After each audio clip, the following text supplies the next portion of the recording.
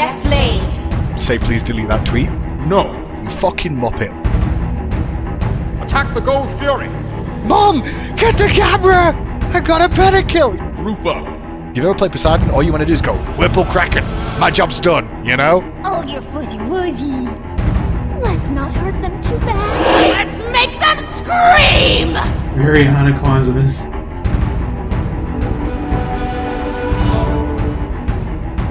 Split push. Howdy, folks. Welcome to episode 34 here of the Split Push podcast from the console perspective here. Bunch of us PS4 plebs and a special guest today. So first up with me here, it's the technical Savi Beagle Girl. I'm dying. It's Guy's fault. Yep, it is Guy's fault. I actually 100% agree. He tried to yell at me and I was like, no, it's Guy's. All right, we're getting off track already, guys. I haven't even introduced just like two people yet. But continue. Well, then we got Yuki. Hey, what's up? I am not dead. And it's all his fault. It's Guy. What's up, everybody? Last but not least, he's back to work. It's Dirtnut Dan. I'm also feeling deathly ill because Beagle sucks, which in turn makes Guy suck. Hello. Which in turn makes Kabam started it. Yeah. Dude, that's right. Kabam, I'm coming for you. Fault. Well, Split Push Podcast is very honored here today to have a very special guest with us. It is none other than the one, the only. He supports those bow ties with pride. It's Hinduman. Hi, it's me. How's it going?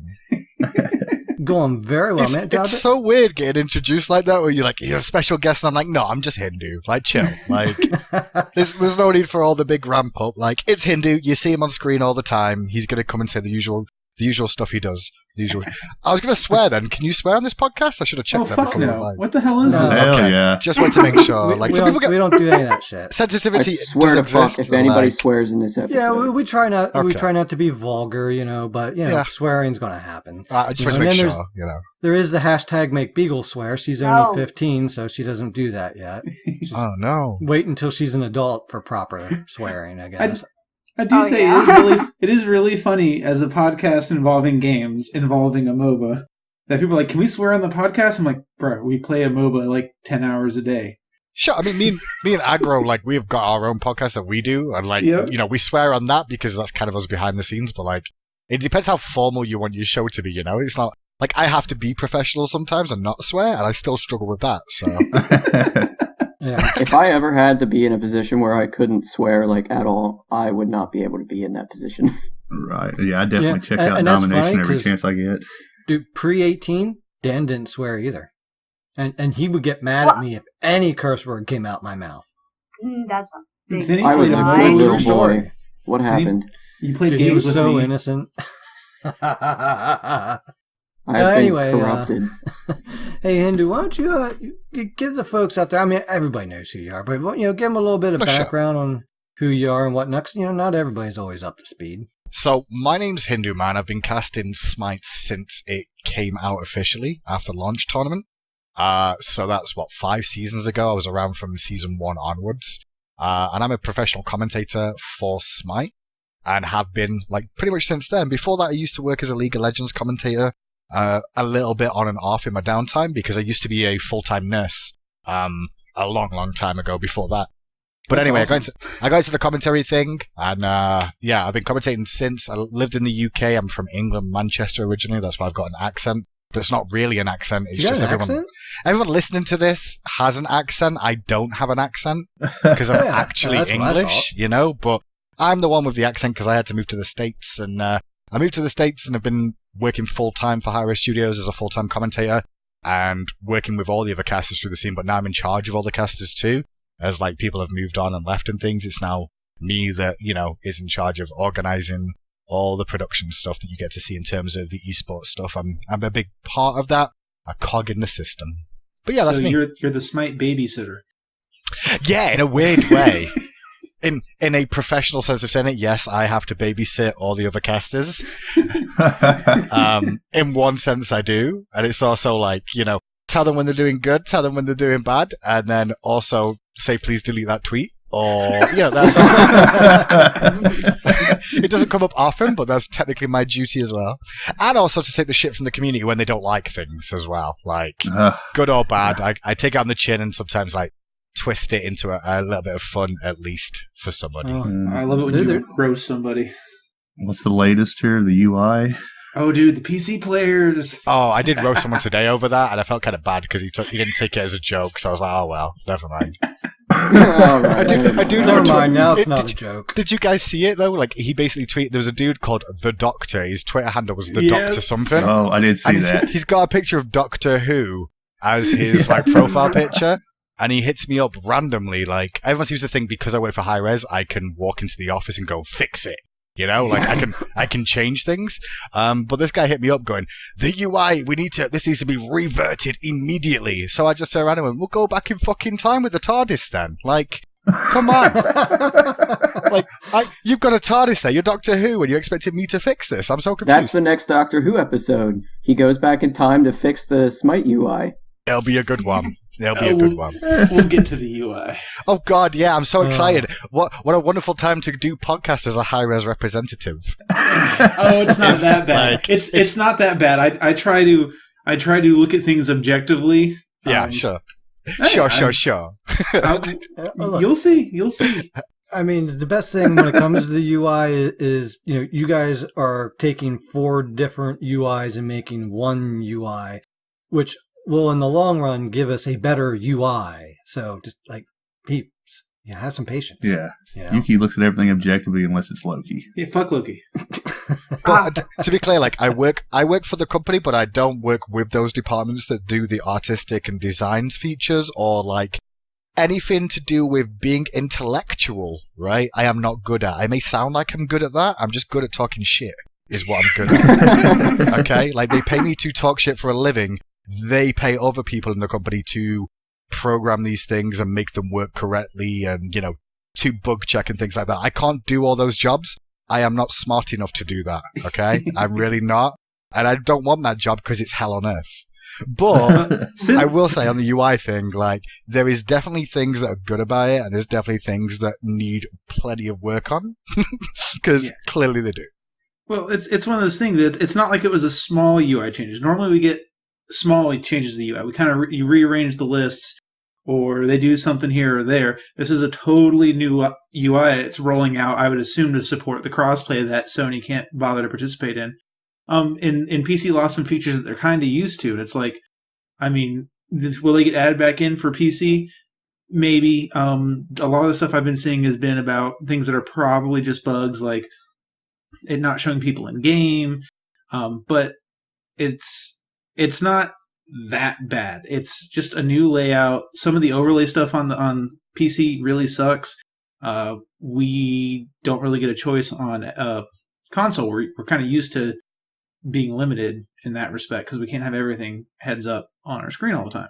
Yeah. So, PC people can complain. I get where their complaint's coming from, but at the end of the day, you'll get used to it. So just because, you said console and it's making me think, any word yet from Sony on them stepping up to the table and saying, okay, we can do crossplay? Man, as if I had that information, do you think I'd be able to just drop it now all of a sudden? Come on. Hell I'll just be like, you know what? Notes, you know what? This is the time I'm going to say it for you. I'm gonna drop it now. I mean, yeah. Who knows? I hope so. That's all we can do is but dream because, I think the perfect world is where everybody gets to play together and it'd be really freaking cool. Hopefully, Sony don't take too long. What made me think of that, though, Weekend had posted a sample of what his voice pack would sound like. Yeah. I had that. And then it had something about he was dissing console players. I'm like, yeah, well, as soon as PS4 gets on the boat here, I look forward to kicking your ass. Yeah, to be fair, in my head, if you ever kill Weekend, I will give you $1,000. To be fair, when I saw that you all happen, heard that. You're all my witness. when I saw that video though, and I was listening to the voice lines that he'd written down, that was the voice line where I'm like, that won't go in the pack. Because I'm like, no, because console players are going to be playing the game regularly, and we shouldn't be shit talking console players because this game is hard on console. It is hard. Yeah, it is. I wish they understood. And I have got so much respect for console players because it is a hard game.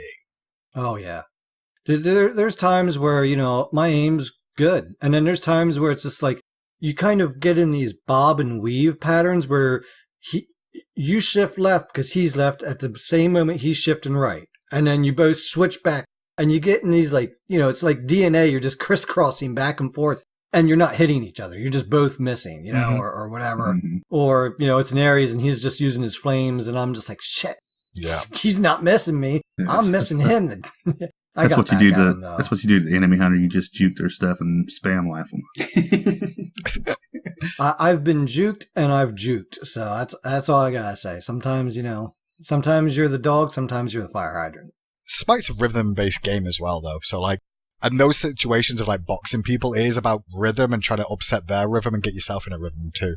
So, as soon as you get that rhythm going, you can keep that beat because you can feel the timing of the auto attacks in a good example.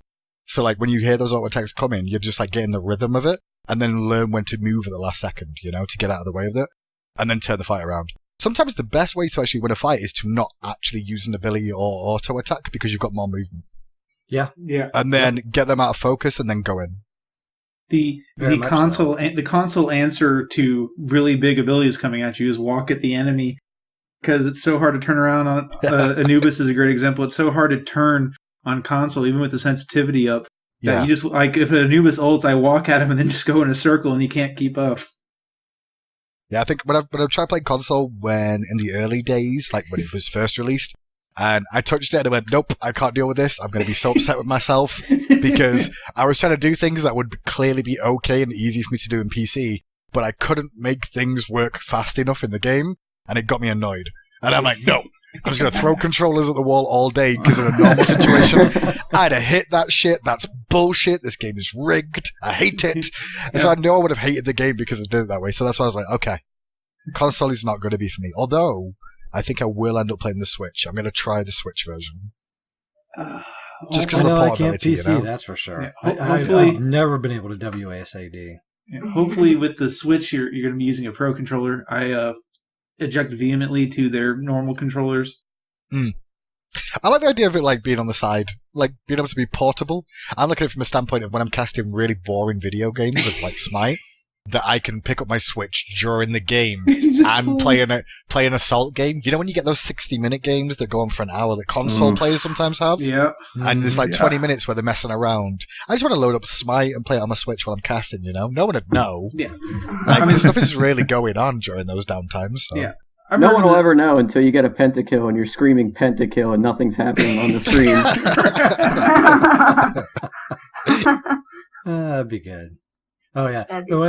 Going back to voice packs, so make sure anyone that does voice packs, make sure you advise them to make their quadra and pentakill calls exciting. I hate the ones where it's just pentakill. Gee, wow. Thanks for all your... Thanks for the hype, bro. Yeah, Beagle here's a good example. It's been 3 years, I finally got one, and that's all you got to say. Beagle Girl's voice pack pentakill would be, sorry, what? That's kind of where my mom get the camera came from, because I was thinking a player of the game. Yeah. And alright, it's hype if they get the kill. And I'd never casted a pentakill before at that point, and I'm kind of what the fuck would you say? And I'm what would be really stupid and funny, but also really poignant in the moment of fuck yeah, Mom! A 12-year-old would say something Mom, get the camera! I got a pentakill! Something like that. That's kind of how I envisioned it, of being pretty funny and going with it. Because I've just not done one, and I'm well, I don't want to get overly hype in case it's a terrible pentakill too, it's a new Wartle. I'm I don't want to be over the top when someone gets a pentakill that you're yeah, well played, you fucking ultimate bot. Come let me tell you about terrible pentakills. I only have one pentakill to my name, one official one. And it was in the bonus round of Arena, and I was Kukulkan, and it was in a match where two of the enemy team members had disconnected. Now, mind you, there was an Alpwashanek enemy team that did not die the entire match. Right. And the three of them put up a hell of a fight because they had so much more experience than the five of us. They were ahead of us the whole time. Sure. And they were fighting at their fountain the whole time. So, we won, but it was, but when we got into that, the lava, circle around and, somehow I wasn't, aiming at the disconnected guys. They just kind of got caught up in the attacks. Yeah. And, that's my one and only penta. So I killed 3 active people and 2 disconnected people. That is a pretty cheap pentakill. Yeah. My best pentakill is, oh wait, I don't have one yet. Okay, good, scrub. Play more Ares. I went 19-0 as him before, so. I think I've got 3 official, but 2 on one account and 1 on a Smurf account, which I felt very bad about, but I was really sad because it was a really good, it was a dope play. Like, listen, I got a pentakill on tier in Arena, right? Ooh. And that's not easy at any level of play. And I got a pentakill and I wasn't recording it or anything. I'm like, shit, that was really good. And it was on a Smurf, so I didn't really show it off. But my first pentakill was actually the day Rama was released, and it was on Rom in Arena as well. I don't know why I've got pentakills in Arena when I play Conquest most of the time. But yeah, I got a pentakill in Arena on Rama on release day when he was pretty strong and potent on release day, I'd say that. Yeah, just a little bit. Yeah, he was good times though. And then the other ones, I think I've got 2 pentakills on Rama now thinking about it. That's what the second one is as well. For some reason, Rama and me have just like chalk and cheese. I don't know why. Not chalk and cheese, like we're just really good together. I don't know why. I have 6 official pentakills on my account, pretty sure. I hate And how many has Beagle stolen? 3. Shut up! 3. Yeah, we're never going to let you live that down, Ymir, Beagle. Oh yeah, I would have had one on PC too, but Ymir is here. Yep, one swing of the club. That's all it was. That was a very long time ago. Swing of the club. She's sitting there on the mic screaming, "Don't take it, don't take it, don't take it." Walks up and smacks him. I didn't. That's just. I don't really know. I didn't know my autos would do damage. Wait, start owning it, Beagle. You should just start saying, "Hell yeah, I took it, and I'm gonna take the next one too." I usually miss. All right. I usually miss. There's nothing worse than being like a passenger when you see a pentakill get stolen. You know what I mean? Because like you can see the train wreck happen. I literally saw one yesterday actually because Vamana's OP as shit right now. Oh my god, I know. I can't wait. This dude actually looked really good on Vamana, got a quadra, and he was going for the pentakill, and for some reason our Arachne just blinked in and killed Monster. Like, full on, it was a slow build-up pentakill that I'm like, yo, I'd have casted that pretty high, right? And it was a real... He legit blinked in, stole it, and I'm just there as a passenger going, God, that was fucked up and there's nothing I could do about it. Like, when I see him, I just sit there and spam okay. Actually, I remember just 2 days ago, I supported a pentakill, and I was screaming at whoever I was in voice comms with, like, don't steal it! Don't steal it! Fuck off! Let it go! Yeah. Let it go! I tanked the tower. I took, like, 4 shots as a hunter. Yeah. I'm like, let her get it! Alright, she got it. I'm dead. But bye. We won. Question about pentakills, though. When you guys... If you see your team's getting decided and they could get a pentakill, are you more likely to try and give them the pentakill, or are you more likely to say, fuck you, you're going to work for this, you bastard? If you want hell no. I'm not participating in that. That's what I want to hear. That's what I want to hear. I run the opposite direction. I'm like, can I get the pentakill on me? I've run under a tower to die, so they couldn't get it. Not in Conquest, but any other game mode, maybe. I can agree with that. I gotta earn that shit. I've done it once as a support player because, like, as support, sometimes you're on, like, 7 health, your rest of your team's dead, and you're like, you know what, go on. Like, you destroyed my team, you deserve it, go on, take it. Take my life, it's fine. Yeah, I'm a lonely support anyway, you know? Like, just end it. I want to join the rest of them. I think the worst is when you see the pentakill happening for somebody else, and you're like, alright, I'm not going to steal it, I'm just going to hold the door open, and then they just drop it, and you're watching them walk away. And you're like, oh, all right. Or they misjudge. You missed everything. Yeah. Or they misjudge and then, like, you do too much damage to it because they bursted it quicker than you expected and you were just trying to make sure he got the penny. Yeah. Beagle knows yeah. about that too. Mhm. Let me knee stun him. Knee stun with my ult. I'll stop him for you, Dan. Kills him. I didn't even charge it. It just happened. I didn't think it would. Well, you probably had Heartseeker stacked up. You were ready. Full Freaking pen. I'm jerk. gonna stun Full him. pen I'm gonna power stun him build. for you. Yep. He wasn't that low. He just kept doing damage when my ult was trying to get to him. I'm and Thanatos. I it's his own 2-hit everybody. Well, get good. That was I of was. Get better. Yeah, and of course, no matter what's going on, no matter what the team comp is, winning or losing, you should always steal the pentakill from Loki's. Always. Oh yes, I agree 100 From billion %. Loki's? Yes. Come Yes, on, get Loki's a don't deserve it. Honest pentakill to on God. Loki's really hard. Yeah, Really if I was hard. gonna say, that's really fucking difficult. I- So I if a Loki is I about to get a understand. pentakill, I'm definitely letting him have it. Nope. Because that's... No. Wait. You guys don't understand. Like, think logically about a Loki that got a pentakill means that he was in the whole team fight and participating. Like, what fucking Loki have you ever played that does that? They don't exist. The And one, live. I won't give it to him on purpose. the He earns one, it fine, the one I but- stole from a Loki is I watched him come through the jungle, kill somebody, blink on top of someone else, activate one ability, kill somebody, run over, fight somebody, half health. The other guy, he was the support taking shots. He walks in, kills him, and he's looking at the last guy at like a quarter health. And I was Athena, and so I was probably playing solo. And I see it, and I know his ult's there. I can see the look on his face. I dashed over, full kitted, killed him. Loki appears out of his ult, and I just walked away. You know, it's mean as shit, but I respect the fact that you just honest enough to go, yeah, I did that, and I am not sorry. I am not sorry. I wouldn't be. The distaste for Loki is now because, one, I'm a Loki magnet. They can all attest You to are. it. Yeah. Jesus Christ, are you? He took a break, and ever since, and in that break, I haven't even seen a single Loki. He comes back, and there's a Loki like every Every freaking game. game. Yeah, two- actually, that is 100% true. You Yeah. took like a 2 or 3 week break. Yeah. I didn't play against one Loki. Yeah. You come back, Nope. and there's 12-star Lokis on every fucking team. Yep. Why And do I the- play with you again?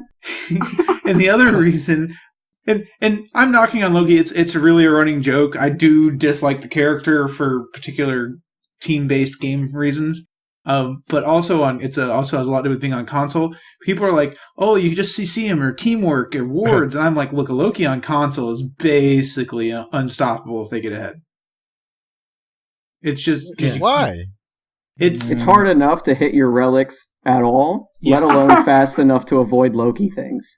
Yeah, I don't buy relics for Loki because on console, trying to hit 2 buttons at the same time It's just in a it don't quick work. fashion, it's only a 50% chance that that's going to work. Not even 50, Typically, that's I'm 25. buying relics to do something completely else in the game, and if Loki catches me, he catches me. My motto now is, oh, surprise, Loki, I'll be back. Are you guys meaning for like Aegis and like not trying to use your Aegis through the ult or something like that? Is that what you mean? Like trying to beads out of the stun, or having the beads and Aegis, out of everything, and Sure. it's just it. I mean, there are some controller settings where you don't have to hit 2 buttons. Yeah, but it is but one. Hey, really, actually, if you can, I would love for you to pass along that we could customize our buttons however which way we wanted. Yeah, That'd be I'll nice. give you that $1,000 Dan's going to give me once I beat it. Yeah, the biggest problem, I think the single biggest problem with Loki on console is it comes back to the controller versus mouse is turning around. Yeah. The turning circle is definitely one that's a big tricky. And like it's basically axis stuff. There's always going to be the big difference. Like mouse versus a controller is always going to be mouse will win that fight, Yeah. Yeah, 'cause unless acceleration's through the roof or something stupid like that, but then it gets trickier of like making sure it's still controllable and aimable. Mm-hmm. Yeah, like I can put my sensitivity to a point where I can, 180 and 360 so fast that it doesn't matter, but at the same time, then I might not be able to hit one fucking ability the rest of the game. Yeah. It's awkward. And that's just how it is. It's a fact of life, so we have to make fun of it. That's why And I started playing I Loki play solo. on PC every now and then, and I'm perfectly fine on PC against pretty much any character. It's just, on console, Loki is just a little rough. Also, his invisibility is almost no damage doesn't knock it out. most of your CCs don't knock it out. Yeah. It's really annoying. Comba's the answer. Like, combo is the greatest thing to deal with Lokis. Yeah, people. That's my personal find. Like, that's always been the one where I've always gone to combo corner and just be like, shut up, you will sleep and stay asleep. And then you'll get rooted. Actually, and my stay favorite rooted. is definitely not. Because of that joust I played the other day. That could work. Yeah. There was a 9-star Loki, and he went 1-7 and did 3,000 damage in a 25-minute match. Yeah, well, I think we had Kumba too. Was it Kumba or Kepri? You were Kepri that Yeah, match. it was Kepri. But that's the other thing is people be like, why'd you buy Mystical on Kumba? 'Cause Loki. Because now I know where his scrawny ass is. It's like a number popped up out of nowhere, Hitmez. Yeah, even if it wakes him up now, he's slowed, And his stealth is down. Yep. So, well, hey, Beagle, let's jump into some of the old community questions here. I know, I think things, American Zombie kicks off this week here. What? Oh, wait. Yes. Okay. We did it in the announcement channel, so there's no break in it like that. So, there you go. Uh, December 14th, announcement. American Zombie. Okay. Can you elaborate on the pro scenes changes specifically for EU? Seems like we are losing so many teams because of the changes. Yeah, this is a big question about all the SPL and things. Obviously, been a lot of changes this year. We're going from 12 teams to 10.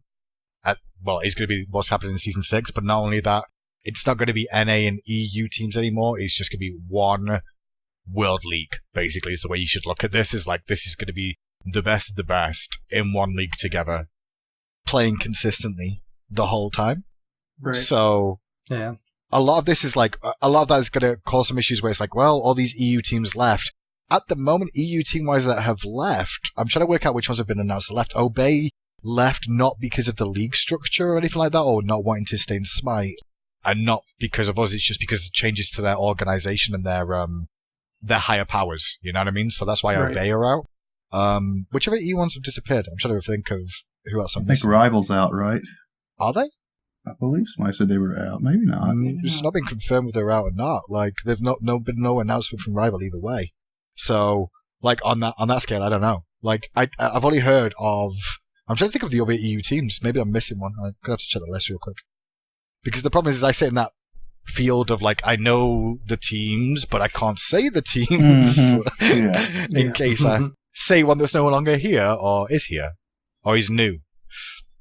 Right. Let me just check real quick. Because everyone said, like, EU teams. I think they mean more like EU players being out. I think that's more of it, yeah. If that's what they're after, like EU players being out, there was always going to be casualties of war with a situation like this, and the only step up further than what we were doing with esports is to make everything, instead of being online play, is live action play. Like, that is the biggest step you can do for any sporting event or anything. Right. You know what I mean? That's why Smash players fly around the world to go and compete in tournaments. That's why the Magic players, like, are going to be doing events live. And like, now they've got, an online game mode, which is kind of different for them, but Magic the Gathering used to have live games. Real sports is played live and watched live and casted live. Having the players behind the scenes play it online and not have their natural reactions and being able to talk to them about their game live is the next level is taking it to that stage, right? Of like having all those teams there and trying to produce even more, because after that, there's not much more past that you can really do. This is like us reaching like that status of esports where it's like, hey, we're really trying to give Smite everything it's got. And to do that, we have to have all the players live. Now, the players know this. Like, they knew for a long time. They've been spoken about since, like, summer. And obviously, there's going to be some that are going to be upset. Some of them have grown up with Smite, and Smite's been around for, like, a good 5+ years now. And if you think about the kids that first played Smite on day one and say you were 15 years old, let's say you were 13 years old, and you played Smite, and now you're 18, 19 years old, and have competed, regularly. But now you're looking at a situation of being 19, 20. Let's say a Millsy is exactly that situation, right? He's now hit that age from 13 to 18, 19, and he's now become an adult in the game and realizing that he's now got to move for a career and things. Like he said, it's a lot of differences for him, but he's the sort of person that could make this move, right? The younger players. Whereas some of the older players, like, for example, Pretty Prime is a good one, where he's got a family now. He's just had a child, unfortunately, but he's got settled down roots. And it's kind of like, you've got to realize that this is a job for them as well. And yeah, it may seem like we're trying to be mean to them. We're not. We're just like, hey, your job's just got more requirements to it now. If you want to continue doing this job, these are the extra things you're going to have to do because it's more serious. But in turn, there's technically going to be more chance of more money and growth for you if you take this option. Yeah, I mean, it's kind of like any big job, really. I mean, you see it all the time. People are offered really huge jobs, but hey, you got to move to this state instead of this state or whatever. Yep. I'm someone that did the same thing, so like I get it. You know what I mean? Like I know what these EU pros are going through. And actually, one thing that's not been spoken about because everyone's complaining about EU is NA pros have the same issue. Like NA is a big freaking place, and to say, hey, you're moving from New York to Georgia, that's a big jump. You know what I mean? For any of these players to do. So it's just as awkward for NA guys as it is for EU. Mm-hmm. Yeah, and then you got I'm 15. And I live in New York with my parents. I'm sure you're going to have some of that too, where they're just going to have to get some travel in and whatnot. But hey, that's part of growing up. That's what life's all about. Experiences. Yeah. I mean, it's fun to play video games and get paid for it, and I'm not upset with the pros being upset with this because obviously it's a big change for them. But at the same time, like professional player, pro, you know what I mean? You're getting paid money to do this professionally. This is your job. And your job has changed requirements for you, and it's your choice to stick with the job or move on to a new job. It's kind of sucky when you think about it that way, but it's still work, Yeah. Like, it's kind of up to you if you don't want to do it. It may be frustrating to see some of the best players go if they do go. But then again, a lot of them are like, I think a lot of people was natural gut reaction to say they're leaving. And I don't think that's going to necessarily be the case overall anyway. So, and if they, a lot of them are going down to SML, and I mean, there's options for them. The thing that I'm looking forward to is if a lot of the pros we had the last couple of years do decide to leave or go to an SML team, that leaves a lot of openings for some new players. Yep. And that could bring some crazy, new ideas, new play styles, what have you, to the game for the Pro League. Well, it's also the fact I want to mention there is that when you think about the Pro League for the years, if you've watched every season of the Pro League from season 1 all the way through, there is a lot of big names that have had turnaround of leaving the scene throughout the history of the game. Big name players as well, not just small timers. Like Omega is a good example of one who was in season 1. Yep. Dimmy, who left in season 3 but then became back as a coach, but he was a world class player. He won 2 world titles. Boosh, MLC Stealth, chose to go for a different route and ended up joining High Res as a part of the community. Everyone had to go through careers and growing up, and like some of them did leave, and it was unfortunate, but we always replaced them. There was always a new guy that was up and coming that could be the next MLC Stealth or something like that. Paul is a great example of that from the show. My goodness. Like, that's the story of a guy that came up through the ranks, and he's in the Pro League now and seen as one of the best mid laners. So he was he was our first pro guest, right? Yep, I believe so. Yeah. As soon as he went on to Trifecta. But yeah, I'm not worried from an EU standpoint. It'll work itself out. It's just a very trying time for the next few months. That's the best way I can say it. I said it was a Band-Aid moment. You just got to rip it off and move on, and you're going to get some growth and some changes. But in the end, it's all good stuff. So, Beagle, who do we got next? Up next, we got Mr. Nepp. Do you have any advice for starting level casters, like mistakes you see all the time or things that should be worked on in the early levels of casting? Biggest thing. Yeah, it's a good question because, sometimes people ask this, and it's not an easy necessarily question to answer. But I'll say from my personal position is find someone to co-cast with, even if they're terrible, because solo casting is never going to help you in the long run. You become a very focused on yourself caster, and casting is about teamwork. Funny enough, whether you realize it or not, that you'll always be working with someone on a broadcast. It's not just a one-man show, and you've got to work with that person well and cover what they're bad at and do what you do good and make sure they cover what you do bad at and also make it, a nice flowing thing. So having somebody to work with to practice is always good, whether they're bad or not, because you'll learn where you're strong and you'll learn to try and identify where people's weaknesses are and help to cover them. That's a good way of looking at it to start off with. In terms of, you're going to always make mistakes in casting. Everyone does. There's no correct way to cast. In all honesty, there's different types of sports casting from NFL to soccer to hockey. Every casting style is different, and esports is another standard which each game's different of how their esport is casted. Smite specifically, for example, is one that's very nitty gritty on details. In terms of the players, the viewers expect you to know the numbers. They expect you to know the builds and this ability will do this. Whereas some games casting is like, you could just say he did damage and say it happily, and everyone's like, yeah, that guy's amazing. And that's just different communities, you know. Like I can hear it all the time. Yeah. Different game styles too. Like FPS exactly. is easier from the numbers point. It's a little faster pace, but FPS is easier from a play-by-play standpoint because they don't have to think about the numbers. Yeah. But trying to get the numbers out in an FPS is really tricky. Like, and make it presentable in a very small time period. Like, there's so many things in levels casting. You will make mistakes, though. As a caster, you're going to make mistakes. All I can suggest, and it sounds really stupid, but it really is the very, very best way, and everyone I've ever spoken to really says the same thing, is just go out and do it and listen to yourself, because you're going to be your best critic. Now, you will get criticism and, like, help from friends and things, but sometimes it's always sugar-coated.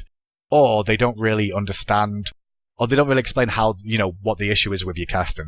Sometimes people are going to say they hate your casting for different reasons. People hate my casting because they don't like my accent. And there's not much I can do about that one. I'm kind of fucked there. So you're going to get critics that you can't do anything about, right? And be like, okay, got to take that one on the chin. They don't like me because my accent. But you will say shitter phrases. Shitter phrases are like, whenever you're trying to think of what to say, you'll use a word regularly just to fill the gap. Like literally or basically. I do that now and again. If you listen back to some cast just recently, I'm on basically again. And I'll just use basically, which is like a brain reset. It's a brain fart, really, where normally you would pause to stop, but you can't because you're casting. So you're like, okay, basically. And they're like, why am I saying basically? Shit phrases are there. They happen to us all. There's no real traps to get into unless you cast solo, and that's where you'll get more traps. But yeah, do it. Just honestly go out and just like practice with someone. Right? It's the only way to really see if you've got any ability at doing it and see if you enjoy doing it too. Passion's a really big thing. Yeah. And like you said, I mean, listening to yourself back, I mean, it's the same for me with playing Smite. You know, when I first started getting into, doing stuff for the community, I did YouTube videos, and that was watching a lot of games back. And yeah. God, I improved my game so much by watching back and like, oh, I thought this was happening, but that's what was happening? Yeah. Or even last night, I died to a Kukulkan ult twice. Now, partly it was because it, no sound effect and it didn't put the ground effect out. But at the same time, there was the big ass dragon coming towards me and I never seen it. Yep. It's like, yeah, I was just fine in the back of the group. And then next thing I know, I was gone. It's funny the casting thing came up because like me and F. Literally, he was around at my house just before this podcast started and we were watching Backworld Finals and ripping each other apart and ourselves apart about the casting. Because like, that's how we get better is to listen back to the commentary we've done. Because sometimes people don't say things. Sometimes people say things, but they don't explain why they hate it or why they like it. They just say it was good or bad. But we like listen back and it's awful hearing your own voice, man. I hate hearing my commentary. I know, right? I hate my commentary. There's so much in my commentary where I'm like, fuck, that was shit. I could have done that so much better. God, why did you say it like that, you fucking muppet? Like, that's how I talk to myself when I listen to my commentary. I mean, me and F. were literally sat around in my house on the couch doing that with finals today.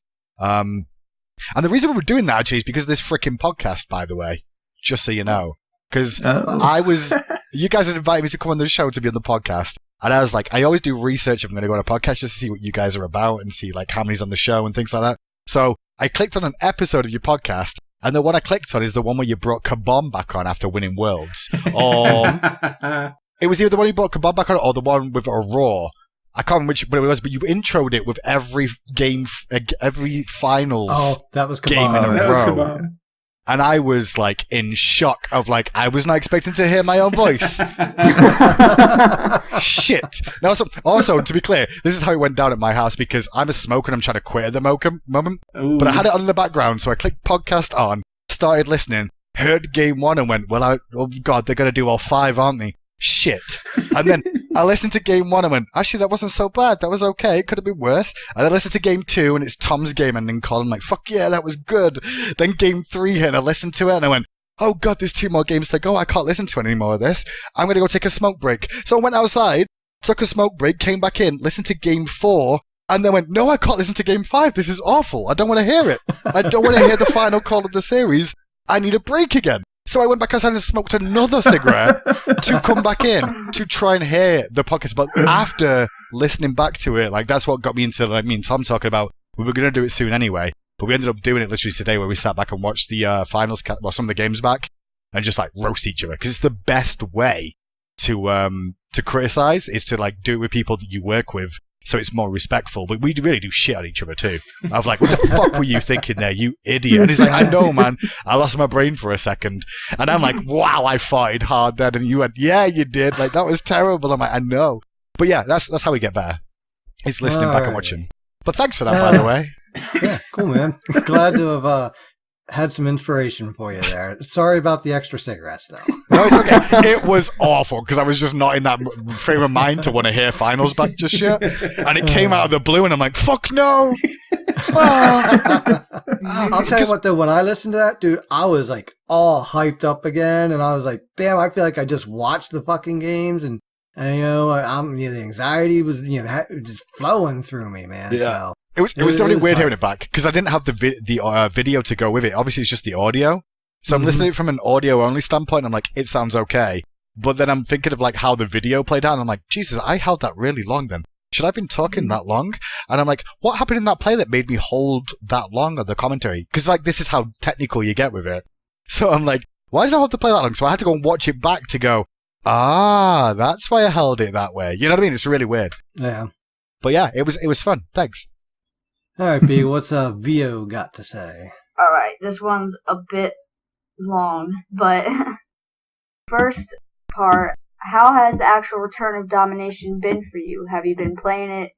I can't read. Have you been playing tons of it? Not as much as before? Is it more or less the same than the original? And I'll read the next part after you answer that, so it's not too much at once. I think I played 2 or 3 games of Domination since it came back. I went, ooh, this looks prettier than it used to, because it does look prettier than it used to. Trust me. Oh, yes. For anyone that wasn't around in the original days, it was awful. I played like 2 games, a game of it, went, well, this is pretty.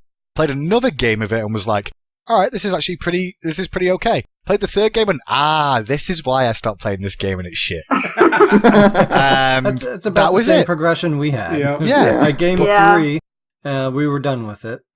There was, I want to clear up as well, like, there was a reason why it came back as an adventure, not a full game mode, because community was just like, we want domination. And I'm like, cool, you all think you do, but after your 2 or 3 fucking games of this, of your little trip down memory lane, you're going to go back to whatever game mode you came from anyway, because no one played that mode in the first place. That's why it was removed.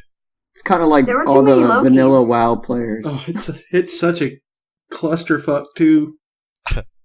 Yeah. Every game I played, there was either a Loki, a Morgan, or an Al Quang, so they'd always come up behind me and kill me. Yeah. I hated it. Alright, and the next half of his question. Speaking of domination, how's the podcast coming? I love every episode that you and Agro make, and I'm hoping more will keep coming. I was going to mention when it got to the questions about this, like, don't bring that up, because I'm not a big fan of, like, advertising my own shit. I'm like, you guys are doing a podcast here, I'm not going to, like, answer a question on how my podcast is going. Like, oh yeah, why are you here listening to these guys? Come over to me. Like, it feels like a really scummy, like, salesman tactic. You know what I mean? No. I love your podcast. Dude, I certainly understand that. But at the end of the day, when we started this, there was another podcast that was starting at the same time. I'm like, that's awesome. Look, my whole format that I told these guys, if we're doing this, we're doing it the way we do it, why we do it, and that's it. And we are going to support every other, whatever podcast, show, or anything that is supporting the game that we all love and play, because the more shows there are, the bigger the community is, the better the game's going to be. So, it's the dream scenario. That's my philosophy. It helps everyone, because like everyone wants content and information on the game that's not necessarily them being able to play the game, right? Because the times where you can't play the game is the times that suck most of the time, unless you've got a Loki against you. Yeah, it's totally true, right? But like those times are the times where you want stuff to fill talking about Smite, playing, listen to others talk about Smite is always cool. So I always support other guys like you who are doing that, and like all the other podcasts as well. They're always trying to start up and make it happen. I know from like experience it's not easy to keep the podcast maintained, as me and Agro have very bad issues with that. But most of that is really down to like just the amount of hours we do on commentary and shit to do with commentary and the esports side of things. That day to day is just busy, where we're like, we don't sync up at the same time and go, oh, can we do it this week? Fuck no. You know what I mean? Like, it's always something. So it gets too much. But the good news is, because it's been the Christmas down period, we've religiously had one every Wednesday for 3 weeks in a row. I'm so proud of that. And now we're going to take a 2-week hiatus for Christmas. It goes down the hill. But yeah, the podcast is going well. It's always been fun to do. It's always nice to be able to like show the other side of the coin to an extent, because everyone just sees us as casters and like as professionals, and we are. But we're also game lovers too. Like, I'm a nerd. I'm nerdy as shit. I always have been. I'm 34 now, but like, in my day, I used to be a console kid. I grew up on console. I didn't have the money for a PC. I got my first PC at like 16, 17 years old, but before that, like, I was a console boy. Halo was the shit back in the day. Yeah, like, I used to play Halo 2 all the time, and all the consoles. Yeah, I feel I got my first real computer, one that could do more than play solitaire 2 years ago. It's a crazy experience when that first happens, too. When you get your first PC and you're like, oh, I can play video games. Yes. All the games. And that first time you get an FPS and you use a mouse and you're like, hang on a second. Oh, God, no, I can't. Bullshit. This I ain't still so can't quick. mouse. What the hell? It's so strange. Yeah, the podcast is fun. I like doing podcasts. J-Mac coming back in here. He was on the show last week. What's his question? What was the transition from EU to America like? Many of the pros will be making a similar move shortly, and hearing your story might help ease their minds. Yeah, those places, I've already like reached out to all the pros in case they ever had any questions, because I'll try and help wherever I can. It's going to be slightly different to like my process, because mine was really wild and crazy. And when I say wild and crazy, I legit came over to this country with $50 in my bank account and said, I'm here for 3 months. Hey, hi, Rez, can I cast? I'm over here now. And then that turned into me getting engaged and getting married to a girl over here. That became a full-time job and a career moving experience, right? But I would never advise a pro to do that. I've just turned up with $50 and hope for the best. Because that's legit what I did. It was kind of fucked up. But yeah, when I moved over here, like, I've done the green card process. They're going to get a lot of help with that. But I've done all that manually. I literally came with a bag of clothes and got my PC flown over 3 months later. So when I first came over, it literally was me in a bag of clothes. And now I've managed to get myself an apartment, car. I learned to drive over here in the United States too. So on the wrong got side a of car the road. and things. Yeah. It was surreal. But learned to drive over here, got a car, got my own place, got a dog, got a wife as well. So it's been a real weird experience of learning everything through English glasses, so to speak, from being a European. Because I've been to a lot of the European countries too, so I kind of know how their systems work. And some American systems are shit. Yeah. But others are pretty good. Some are good and some are shit, but that's like everywhere you go. Right. That's what people always ask me. Everybody. Well, people always ask me, like, is it better in the UK or in America? And I'm like, well, there's good sides and bad sides for both, and like they both work out evenly in a strange way of looking at it, with like what's good and what's bad. All right. Well, Guy, what questions we got from the social media world out there? All right, we got one from Blaine O'Neill. He says, ask him if he knows so much about Smite and talks to the pro players all the time. How about what? No, all the time. How bad they are. Why is he hard stuck in silver? Why am I hard stuck in silver? Yes. I'm in diamond. That's a silly joke.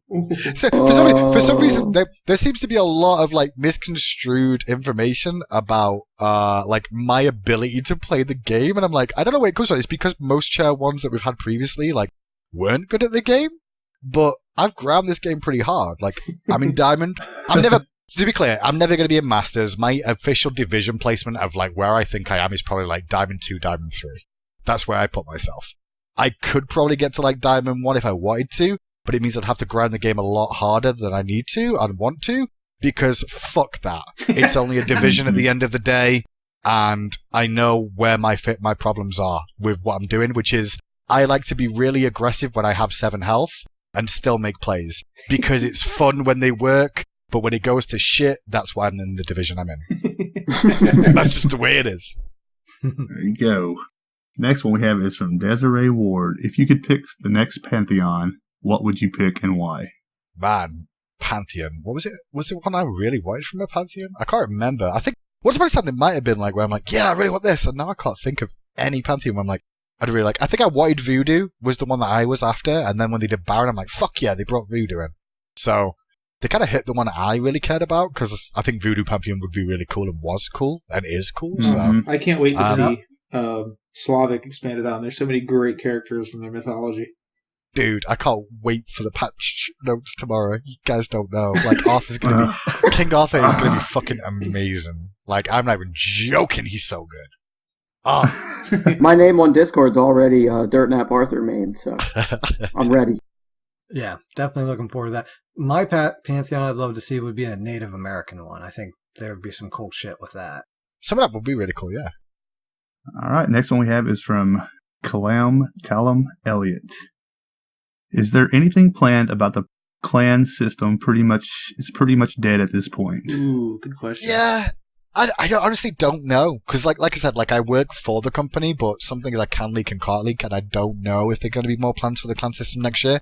I know the original undertaking of this was a lot better than it used to be for the clan system, by the way. If you've ever been back in the day, there has been improvements, but then I can tell from, like, I don't know this because it's just my hearsay, but I feel like it wasn't getting used, or the functionality wasn't as useful as doing other things in the game that would benefit, right? Than sorting out and doing more with the clan system. Because at the moment, from what I can tell, the clan system, you join a clan, you can hang out with your friends, have a clan chat so you can talk to each other in game, and you can get some decent enough skins, right? For free. Like, on console, you don't even get the chat. You just get the skins. You just get the skins. Well, I guess because you don't have a chat, real chat buttons in console as well. But yeah, I guess it's just for the skins, so... And be able to see your friends online easier, I guess. Or does that even work on console that way? I guess not. Not really. For us, if they're your friend, they're probably, if they're in your clan, they're probably your friend, so it doesn't really matter which one you're looking at. All right, next one we have is from Wetsu. He says, what is the most hype play you remember from this season from a match that you have casted? Oh, God. The hardest thing is everything becomes a blur by the end of the year. When, what the fuck happened? I bet. When I'm off air, I really go, what just happened? What did we do? I don't remember anything. And then the next minute, when I get back on air and I'm casting, it all comes back to me. I don't know what that trigger is, by the way. But if I start casting again, I'll pull out my ass some shit about, well, back in season 2, in the duo lane, there was this play. But when I'm off air, I'm like, I don't remember anything. I don't know why. What is Smite? Yeah, it really is. Like, what is Smite? What did I cast today? Wait, who won Worlds? You know what I mean? Like, I don't even know. I think my favorite probably moment of the year is, I said this earlier on this week, but like, not necessarily play, but moment is the best one I can describe, was Mr. Kissier on Insignum placements was probably my favorite moment of the year. When he stepped in as the substitute support player. Yeah. And his team fucking won that game. And I'm like, are you serious? Like, because I had to cast that game. I knew about the drama of the player getting suspended earlier on in the day, genetics. And I was like, this is going to be a shit stomp. This is going to be awful. Kill me. Oh God, I'm the one casting it. I even make the schedule of who's casting the games and went, why would you put yourself on this set as well now? Oh my God, can you change it? No, you should not change it just because you've got the power to. You should just accept it and cast it. And I'm like, okay, so how am I going to cast this one? And I went in with like this mentality of like, all right, this kid can do no wrong. If he goes 0-50, he had the balls to play this game. But at the same time, if he can just pop off 1 or 2 times, I'm going to just give him my hypest cast at every single good thing he does, right? And try and get everybody viewing to just root for this fucking kid that doesn't play professional Smite to try and do something good. And he played so well. It was great. It felt like the common man. You know what I mean? The common man who watches the broadcast got to sit down with the pros and go, carry me. And the pros kind of not necessarily carried him, but like he held his own. You know, it was a really good moment for just the ability of like a potential person to be able to step in and do that was really fun. I really like that moment. All right. He's got a 2-part. The next one is, what are you most excited for going into season 6? And he says, you're one of my favorite casters, by the way. Thanks. It always still feels awkward to me when everybody gives me credit because I'm not really good at it. I'm actually more humble when people are like saying good things. I prefer when people say bad things. I don't know why. I just like people saying, you're a cunt. And I'm like, yeah, so is your mum. Don't worry about it. But like, when someone goes, hey, I really like you, I'm kind of like, thanks. You know what I mean? I'm like, I don't like myself. Like, come on, please. Yeah. Talk rudely to me. It really is. What was the question again? Now that I've got past the thanks bit, I did my favorite cast. It was season 6 change, right? Yes. What are you most excited for going into season 6? What have they announced? I'm trying to work out what they've said so far because I can't go. I'm really excited about this, and then it's not come out, and then I'm leaking shit. That's always my problem. Oh, yeah. Well, we won't tell anyone if you leak anything out accidentally. Oh, yeah, sure. There's nobody that's going to be listening to us or anything like that. Right? No, I'm not sitting here making a recording of this whatsoever to pass to you guys afterwards, just in case. And right? I won't email you a copy of that clip and bribe you either. It will be on Reddit first from page one. No, I think there's going to be a couple of changes that they've said to some of the laning phases and like some adjustments they're looking to make towards solo lane, which I'm kind of excited to see how they play out. I'm excited about the God list for next year as well. Mm-hmm. It's the first year we've ever done this where we're like announced some of the gods that are coming out next year ahead of time instead of like a few weeks before or something. So this is kind of interesting to see this style of like everyone getting hyped about all these gods that are coming of different types and trying to work out where they're going to be played and things like that.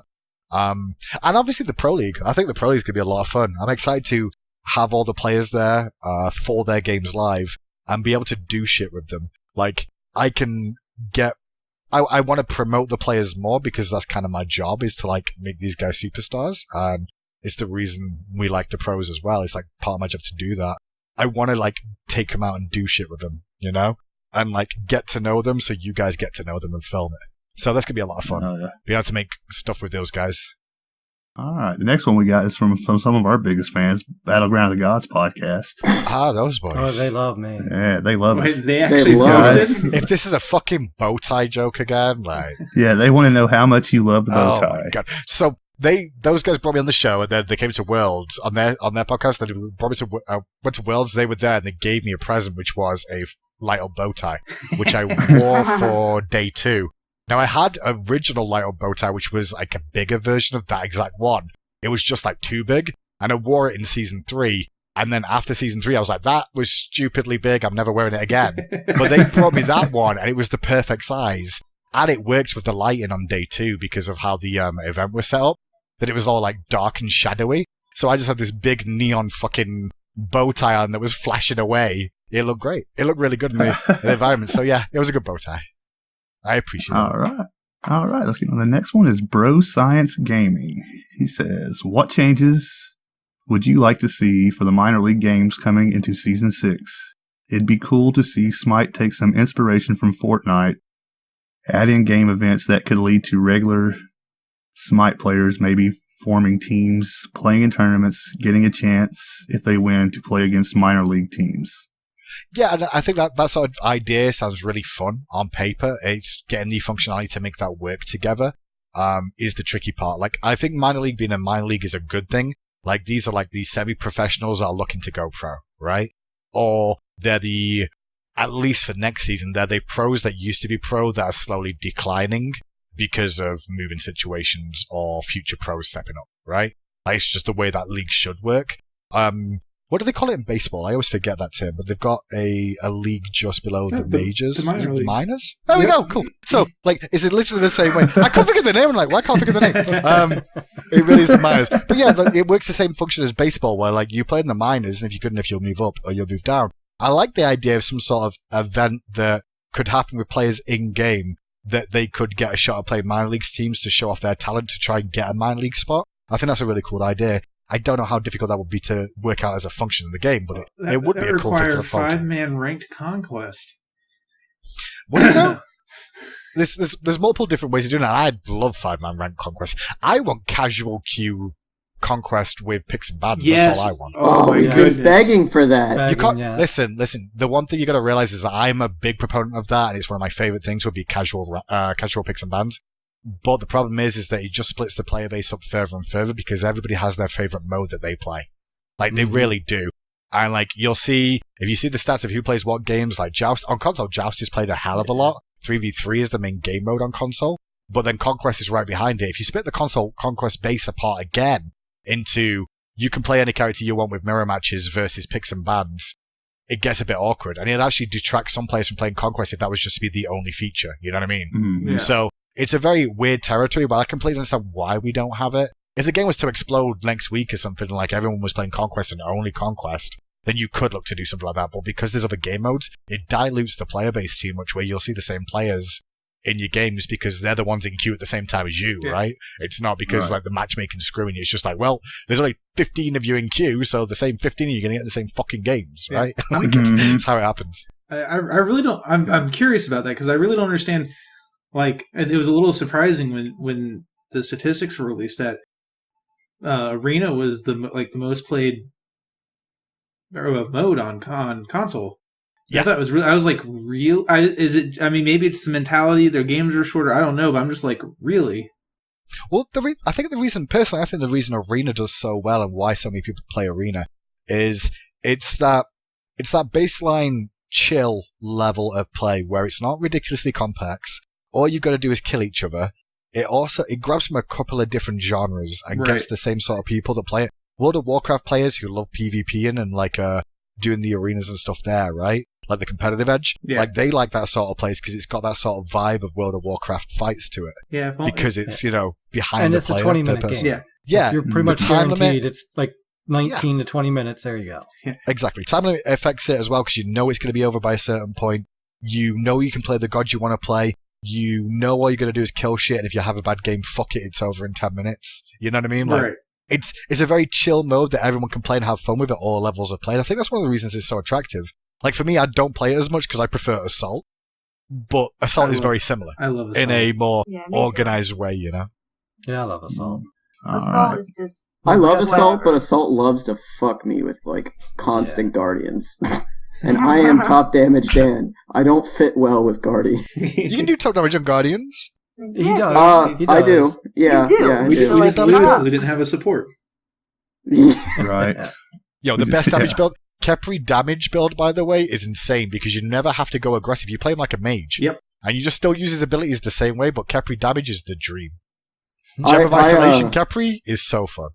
I almost got a pentakill as Tank Sobek the other day. I mean, what can I say? It's just in my blood.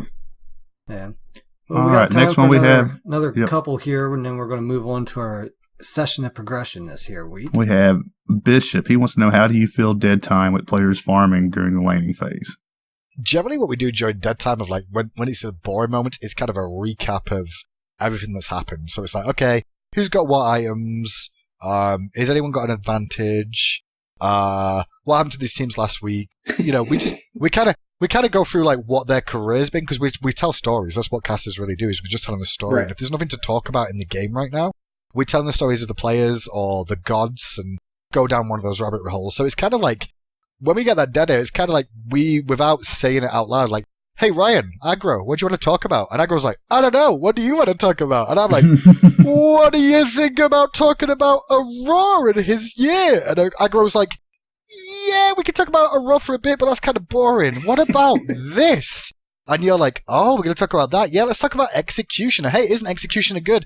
Ryan, we talked about Executioner last week. Okay, fine, we'll still do it again though, but yeah, it's great, and it's OP as shit, but it's still not as OP as Soul Reaver. And then Ryan's like, well, don't be hitting the mage items, because, that's how it works. We have a conversation that's not even said on air, where we work out just to fill time, is like us shit talking about builds and items and players. That's all it is. All right, the next one we have is from Sharkstroker. He wants to know, because of the large player base on both Xbox and PlayStation, will there be more coverage of console professional scene this year? Last season's console really felt like the redheaded stepchild of Smite. Console definitely has always been like the lower league in terms of, because it started later than the Pro League. It also shows in terms of the viewership numbers of both console and PC players too.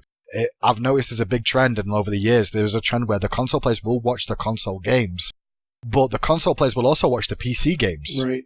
Whereas PC players don't watch console as much as they do PC.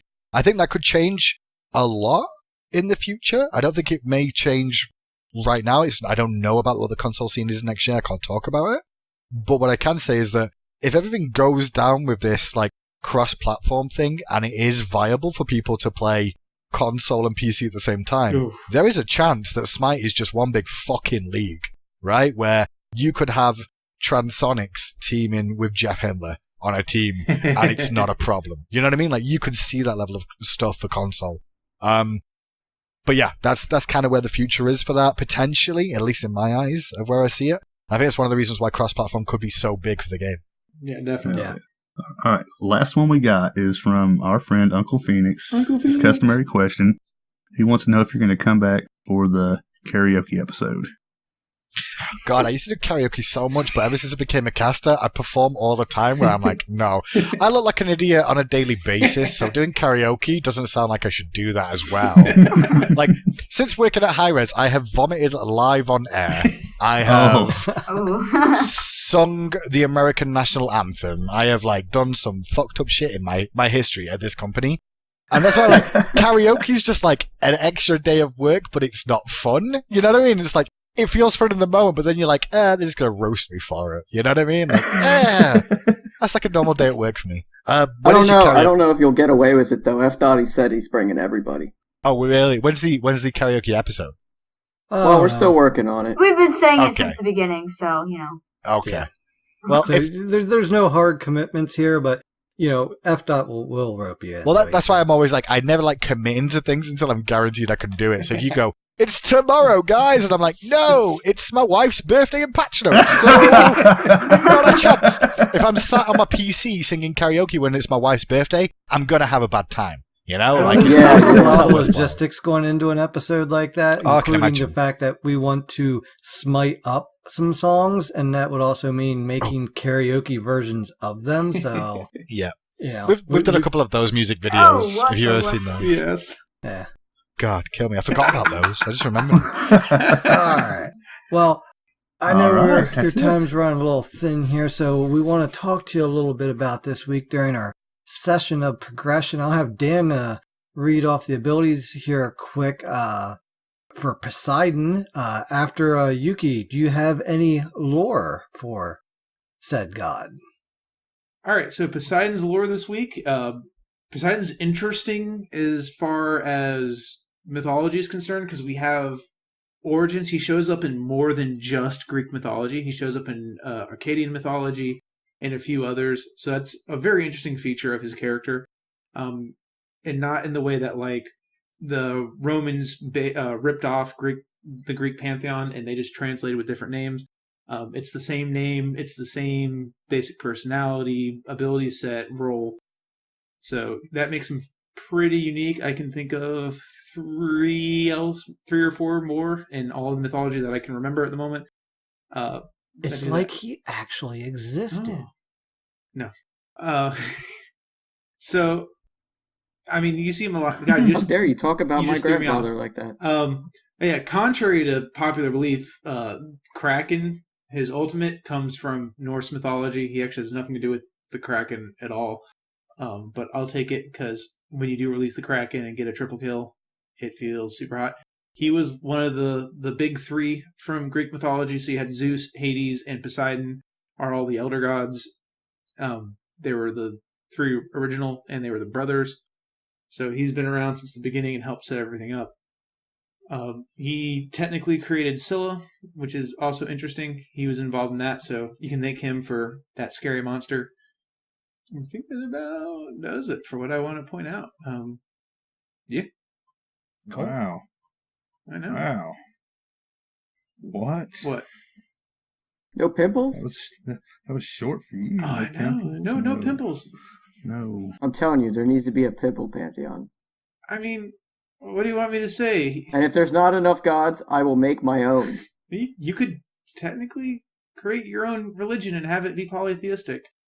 And as long as you do it right, it will be acknowledged by the United States as a legitimate religion. I'm doing it, Poseidon. and every single one of them is going to be born from a pimple explosion. Or something crazy. Father of Man, Percy Jackson. I'm sorry, but we've got freaking. I know it's not been said on the podcast. I want to keep it for if it ever happens. But Maui from Polynesian has the greatest death ever. I can't wait. I hope it happens this year. I want to talk about it. I will go on a 20-minute diatribe in vivid living color detail. Ooh, vivid. Vivid. Like, not super saturated, right? Like CSI Miami. That stupid orange filter can go away, but vivid nonetheless. I like it. Okay, that was good lore. Yeah, so Dan, go ahead and read the abilities. Okay. Passive, Changing Tides. Poseidon's movement speed increases, and his abilities do additional damage as his tide level increases. Successful basic attacks... increase his tide, and using abilities decreases it. High tide damage. Abilities deal up to 20% additional damage at max tide level. High tide speed. Movement speed increases up to 15% at max tide level, and the basic attacks plus 10% tide level on hit. His first ability, Tidal Surge. Poseidon summons forth a wave that travels in a line, dealing damage and pushing back all enemies in its path. The damage is 100 scaling to 260 plus 70% of your magical power, and it takes away 20% of the meter tide. Trident. Poseidon activates his trident, granting movement speed, and his basic attacks fire 2 additional shots in a spread for 6 seconds. The shots deal magical damage plus 20% of Poseidon's magical power. All shots increase Poseidon's tide on successful hit. Base damage per hit is 30 to 70, lifetime again is 6 seconds, and the movement speed buff is 10, scaling to 30%. His Whirlpool. Poseidon summons a whirlpool at his ground target location that cripples targets, preventing movement abilities, and pulls targets toward the center, dealing magical damage every 0.5 seconds for 3 seconds. Reduces Poseidon's tide meter by 20% when cast. The damage is 15 to 55 plus 15% of your magical power, and the tidal meter decreases 20%. And everybody's favorite ability that one-shots most things not tanks. Release the Kraken. Poseidon releases the Kraken, damaging and slowing targets in its radius. Enemies in the center of the effect when it spawns take additional damage, are bounced into the air and stunned. The damage is 175 to 315 plus 45% of your magical power. There is a slow of 30%, takes away 30% of the tide meter, and the center damage is also 175 to 315 plus 45% of your magical power, and the stun goes up from 1 to 2 seconds. Boom.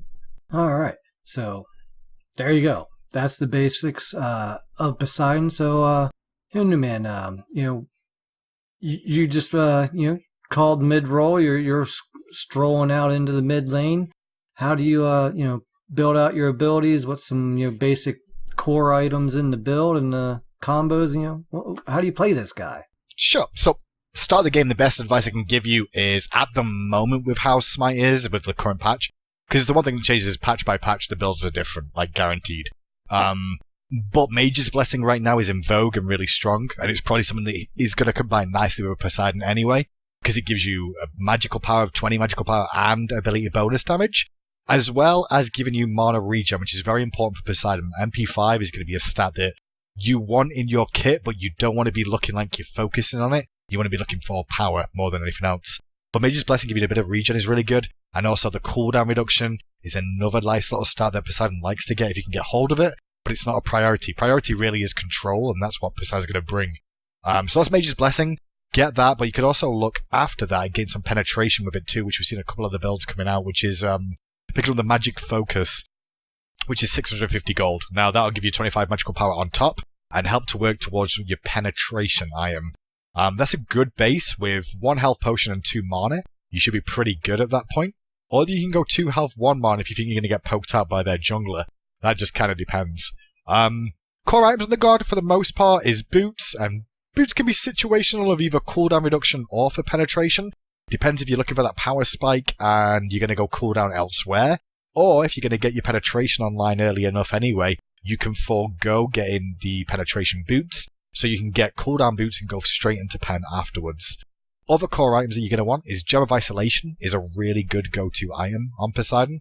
It allows him to give even more utility to his abilities, including his Trident, his second ability, which means that he's going to be able to slow people with basic attacks for a few seconds. Can be really impactful too. Plus it gives him a bit of health and crowd control reduction, so he survives a little bit longer. Other items in the build are very flexible. You can go for things such as cooldown reduction. Chronos Pendant's really good for that if you want to go that route. Rudder to Hoot is really good for a big burst of damage at low health targets and a ridiculous amount of power. Soul Reaver's pretty good, as Poseidon does have 4 damaging abilities.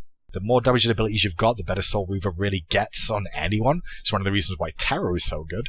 And other situational items, it depends on what kind of build you want to go, because if you want to go for a mobility build, you can look at running things like some of the rings, like Shaman's Ring is really good on Poseidon.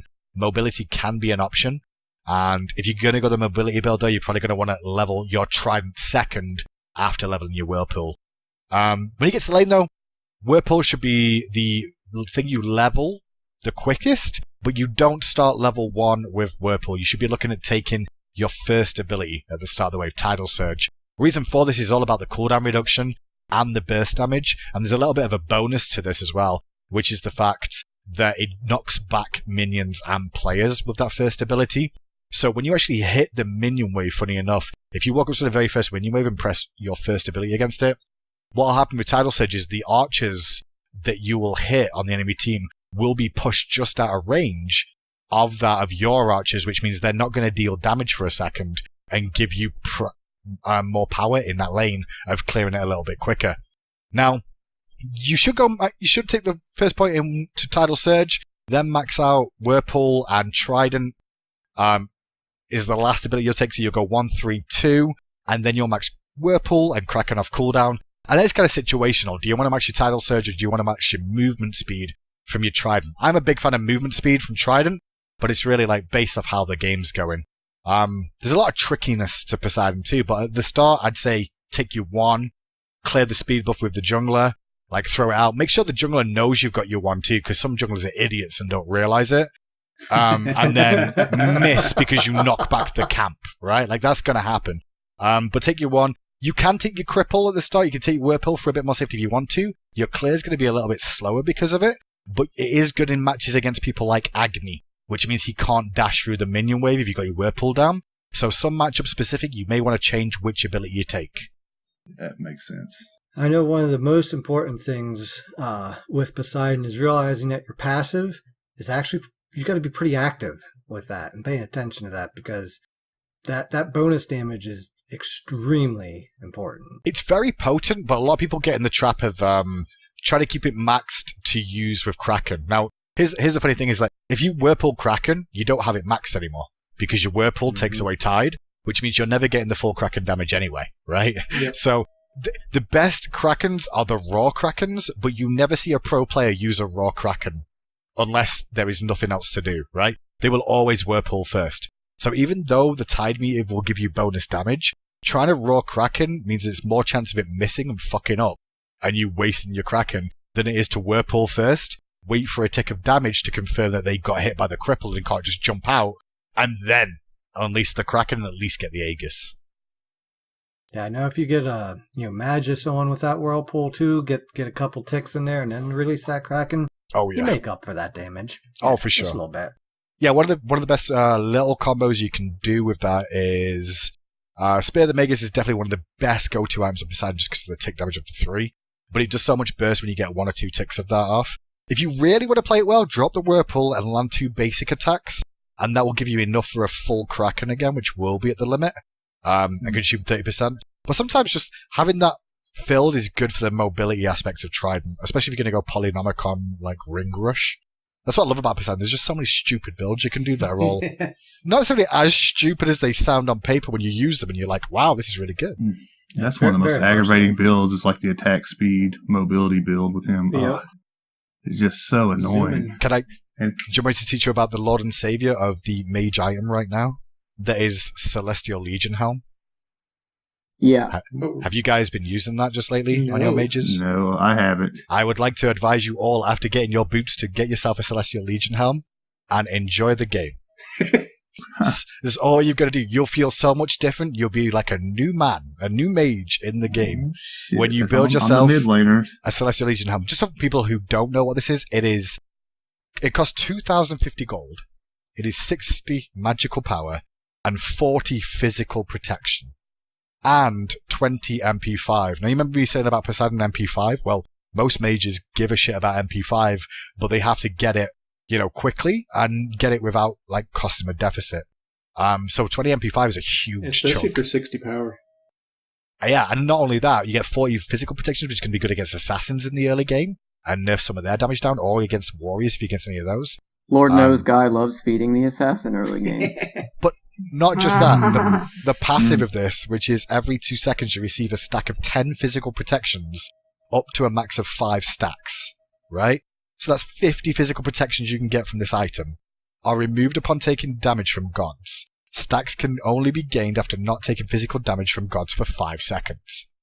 So you gain 10 physical protections up to 5 stacks. So this means this is, if you think about it, like when you go into a fight after a respawn and just get into the fight, this item is 60 magical power, 90 physical protections, and 20 MP5. In early game, when they only have they won't kill you. Is just... Hunters don't hurt you because they don't build pen that quickly anymore. They go for more of a crit option at the start most of the time, or work on getting the stacks online. So they won't have any form of penetration, and assassins won't swing as hard at you. And even if you feel like you got swung at hard at already, by the time he's disengaged and you lived, you started stacking up your physical protections again. So you're really tanky again for the next engagement. And it works on every mage. And you know, just the other nice thing is the protection it gives you from minions too. I mean, you got big area abilities. You're going to be taking shots from minions because you're hitting the enemy gods. All right, we'll be throwing them on Alposh here later on tonight. Yeah, it's we'll not. See how we do it. If you're going to do the Alposh, pick up. God, what else do you want to get with that? After going Celestia, I'll give you the build now if you want. Right, so it's Mage's Blessing. Start off with a bit of pen because that's always useful. So get yourself a Magic Focus, leave that at rank 1. Full boots online, because that's standard. No one's an idiot. We buy boots in this game. We don't just ignore it. After getting your boots, pick up Celestial Legion Helm. And then after Celestial Legion Helm, you're going to pick up, I'm pretty sure, I always forget the name of this item. I don't know why. It's because it keeps changing names and stuff. Get a Void Stone. That's 2150 gold. So then you've got your magical defense with power. You've got a bit of health on it too. You've got protections out your anus in terms of physical to keep yourself alive. And then you finish off your penetration item into the likes of an Ob Shard, or you can go for Spear if you need Spear, or Spear Desolations. Go any of those routes. And then get a Rod of Tahuti or whatever you want. The last item doesn't matter. At that point, the team's going to be bored of dying and you living over and over again because you won't die anymore. It's insane. We're about to hit tank meta, boys and girls, and it's coming through quick, trust me. Oh, good. Yes.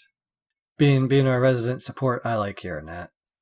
No, you don't as a support player. Support players, we like to be able to burst targets down too, and when they get tanky, we can't kill them either, and we're like, well, poop, this is shit. It'd be nice not to but that's die. when, Khepri and Ymir just get into the dance party in the jungle because, they can't do anything to each other. That's true. Everyone else is dead, and it's just two supports staring at each other like, well, how was your day? Yeah. My team didn't do so well either. Yeah. Did you forget to call as well? Yeah, you did. Shit. Yeah. Ymir is here. Yeah. It's funny because I've converted to Ymir's in some Joust games over the last couple months where it's just like, I think I was playing Guan Yu both times, and it was just one of those things where we're over in the jungle and he's like, dude, you guys just rape my team again and I'm still alive, and if I start jumping and like attacking my own Phoenix, will you be my friend? I'm like, yes, I will. All right. So, last question here. You stroll out into mid lane or whatever game mode you're in, or even sometimes solo lane these days, and there on the enemy side is a Poseidon. What's a key thing or two to do to counter him? All depends on what god you're playing. I guess if I don't know, the gods that I think are good against Poseidon and cause a lot of problems for him. Hercules has a 50-50 matchup against him, and I really like playing that 50-50 matchup, but Herc actually struggles against Poseidon, but I love picking Hercules into Poseidon just because if he's not good enough, you can survive all his damage and make his world hell. Gods with mobility are useful, but generally mobility that doesn't get affected by cripple is the best types. So speed up slowdowns is good. Such as like Scardy is a pretty good one because the dog can chase through the whirlpools and things. I'm trying to think of who would I really love whenever I'm against Poseidon to just shut his ass down. Naja. Naja's pretty good.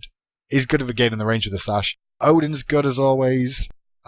Generally, a lot of the Guardians don't really have too many issues with it. As long as you play the Guardian well and wait out the cripples. The main thing you've got to do against Poseidon is to wait out the cripple and then go aggressive. Don't be trying to make a play when he's got his whirlpool up, because if his whirlpool's up, he's in a bit of trouble.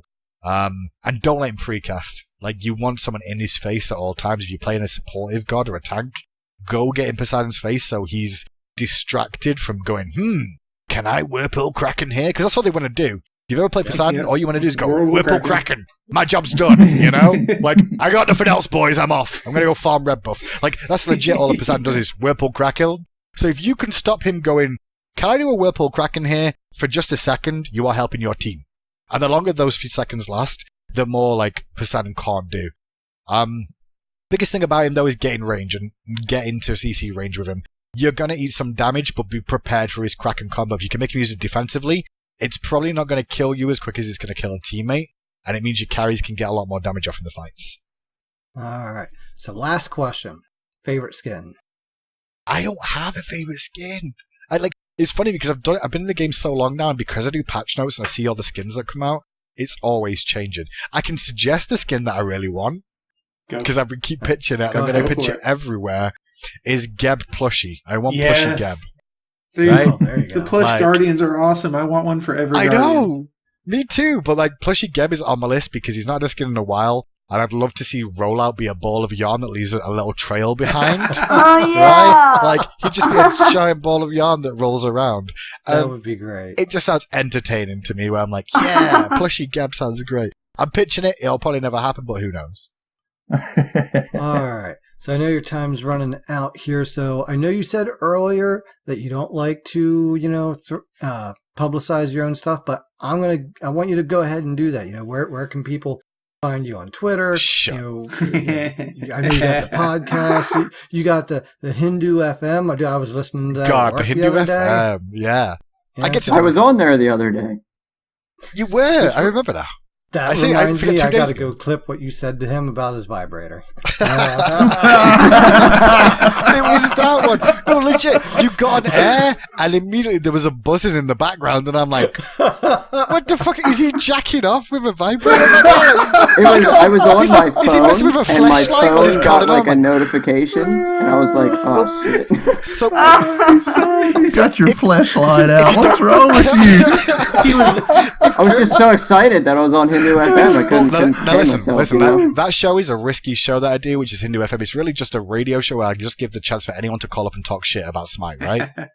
It's sort of an open court, right? Where you can just call up, talk about skins, talk about UI, good, bad, whatever, just say what you want to say. But by doing a show like that, I am literally doing that live, and I don't have anyone pre-screening my calls and shit like that, right? So I always go in with the possibility of someone's going to try and fuck with me on the show, so I'm prepared for it, right? So when I hear that vibrating noise in the background, I'm already like, what is going on in this call right now? Is this some weird shit and junk? So I try and get ahead of it at that point, and I'm like, what are you doing? Is that vibrator? I'm like, what's going on? Don't be starting this shit with me, boys. That was because Dan was lonely, single, and didn't have a job. Oh, man.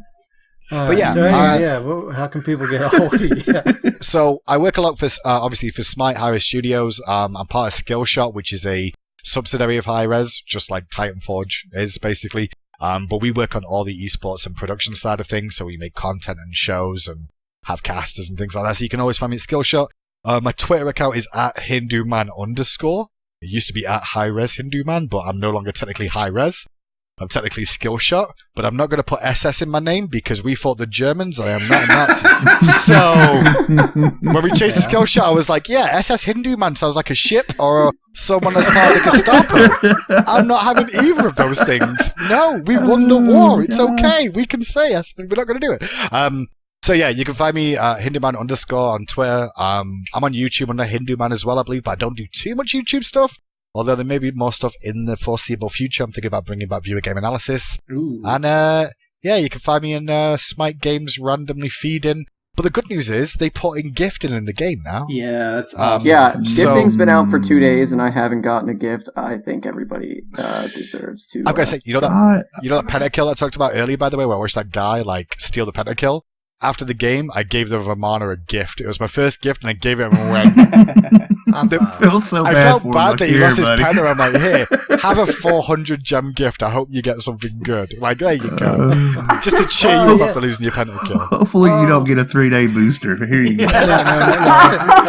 Hey, real quick, tell him to take the the 30 pack of experience boosters out. Yeah, If I get one more XP booster, I swear, I'm going to literally punch a hole through my computer. Are you getting those boosters? They have to put something in there that if you gift it to a friend, they can still get the chest. Is the problem? You with me? I don't know. I don't think it's that particular chest. Right. That gives them, but it's in like one. your first your wins chest. And you get to that. All right, I'm gonna get something cool and 30 experience boost. Oh joy! I'm gonna be level 128 instead of 127. I am really looking forward to using my 97 XP boosters to get that new title they put out for the level rewards. Yeah, I really like the gifting thing. I hopefully they expand it to where you can actually give like chests that are in the store for sale, and like the Harris Odyssey skins would be cool to gift those to people. Yeah, I mean, I will say, like, on the chess system of, like, having boosters and shit in there, obviously you get a lot of, we give a lot of free shit out as a company, but it's also got to earn money too, and it can't, like, there's got to be Philly shit somewhere along the way, I guess, is the worst way of putting it. It's consumerism, and, like, and in everything the end, when you it. get something good, it just makes it all the better. Like, I still had 300 things to go, and I just got General Nosferus. Yeah. Screw all you all that don't have it. Must be nice. Two like things left in the chest didn't get Nosferus. Yeah, getting a booster when you've still got things to unlock in like a chest or something, I think that's rough, but I don't think it's a bad thing when you get given free chest rolls and there's a chance you'll get something good, but you may just get a booster, Maybe you get boosters too often, but then that's not my... I don't mind any of the other boosters. Just the XP booster. Do away with the experience. Like, I don't have that many new friends that I need to boost up.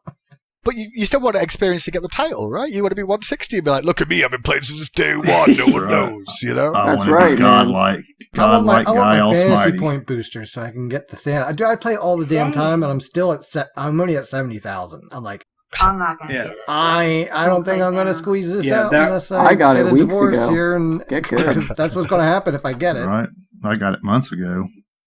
Yeah, well, some of us have to work whether it rains or not. Yeah, I know, right? I work holidays, everything. What are you laughing about, Dan? Some of us have to work for you. Hey, I work. I got a job, boy. Everyone got to enjoy He has a Hires job. Expo, and I had to work it. Think about me. Yeah. Come on. All right, man. Well, hey, I don't want to keep you past your It's been a pleasure. prescribed time here. It's been a very, very much pleasure and honor to have you on the show. So maybe we'll have you back on someday. I don't think you were too bad. I think we can. Dad, haven't you learned? I'm He getting said there, not to be nice to a He was Hinduman. okay. You fucking just suck. Get out of here. Thanks, I appreciate that. Bye! Let me just write down that account name real quick, and something about want some more boosters. Yeah. Yeah. I'm never getting a skin out of that victory Wants chest more again. boosters and plays with vibrators. 2 weeks from now, I have 300 experience boosters. I just increased the drop rate of boosters only on all the accounts, and I'm like, there you go. Oh, sorry, I thought you said do way more boosters. Oh, you were right, then I am a fucking idiot and shouldn't be here, shouldn't I? Yeah. Well, at least I lived up to my name then, All right, man. Well, hey, peace out. Have a great night. Sir. Again, thanks for coming on. Now we're going to get into one of my favorite sections, Games of the Week, because, well, unlike Guy, I remember some of the cool things that happen, and sometimes I even know to write them down, too, so I don't forget. Just so much cool shit happens to me. I mean, Yeah, just so much. So I'm going to start off this week because I got a couple interesting things here that happened. So first off, we haven't played much rank this season at all, actually, as a group. And it was about a month ago, we decided, let's do some ranked joust. And, we all get qualified. We all qualify right around each other, silver and gold, it's all good. And then, what is it? Dan, Dicey, Guy, and Yuki just blow the rest of us out of the water and, just playing amongst them. There's, 3 out of those 4. And, they're all up in platinum. Like, oh, thanks. Actually, I we was in silver. all 4 queued. We cheated so that we could get to plat, so that we didn't have to play with you. Yeah, it's true. Yeah, exactly. So leaves me out here in ye old most of the time solo queuing. I'm like, wow. Now I'm solo queuing for Joust, the one that I can queue with friends. Feels but bad, I'm not solo really. queuing it. GG. But Dirk Nap's mom gave me some advice. Like, well, if you're tired of getting all these, bad random players, which I've had some lately, not going to throw any shade on them then. Hey, it's the first game. If you say randoms are bad, people will be mad at you. But nobody's bad. I listened to Dirt Nat Mom's advice, which was when you come across good players, make friends with them. And I did. I got into this ranked joust. You took us to be social now? And yes, dude, I'm solo queued. I'm in a ranked joust. And I'm looking at the picks and bans. And at first I had my mic muted just because I got a lot of background noise, when I'm not recording. I have background noise when I am recording. But I'm looking at the picks and bans and I'm like, we got first pick. And he wanted a mage, but Bacchus wasn't banned. I'm like fumbling to get my mic unmuted. I'm like, pick Bacchus, I'll play him. And I'm like, I even know how to make the trade happen because trades are broken right now. Which, by the way, you got to just go back to the God selection screen where it's the whole list of them. Click on the God icon, and that'll send the trade invite over. Yeah, click the God you want to trade. It's not for. broken. They just changed it, but failed to tell anybody. Oh, is that what it is? Maybe that's what it is. I don't know. We should have asked Hindu. But anyway, so I got to play Bacchus, and I picked him Toth, and we switched around. And, I know after playing Bacchus time and time in Joust, whether it's, casual or ranked, you build mage and just kill the snot out of people. But the support in me just can't come to do that. I build tank. And I built full on tank in this match almost, I think. I mean, I just couldn't bring myself to bear to, build blaster with it. And I'm looking at it and I'm just like, you know what? We go in, we're talking on the mic. Actually, all three of us end up getting on mic and we're chit-chatting away and, kind of getting things going. And then all of a sudden our Neath stopped talking and then starts porting back home and an ally has left the game. And we're like, oh shit. Well, let's defense it up a little bit, we'll finish this wave and we'll pause it. Maybe he'll get back in. Nope. All right. He doesn't get back in. Game starts fighting again. And me and him just started kicking ass. Oh my God. It was amazing. Just the two of us were just tearing these three up. And then underneath comes back and it's like, all right, game on now. Let's just say I finished the game 9-0-11. Oof. Yeah, full tank. I don't think I built any fun stuff. I'm just like, this is just... There was one point where I was at like 20% health, and I seen the three of them. I'm like, I can kill one, maybe two of them. They're not going to kill me. I got this. Yeah, that's exactly what happened. I went in, I started dropping bodies, and yeah. They didn't kill me at all. It was just a great game. Everything was just working out. Not perfectly. There was a few of my alts where I wanted to get two, but some creative body blocking from one of the healthier enemies, kept me from getting to that right point. But it was still fun. 9-0.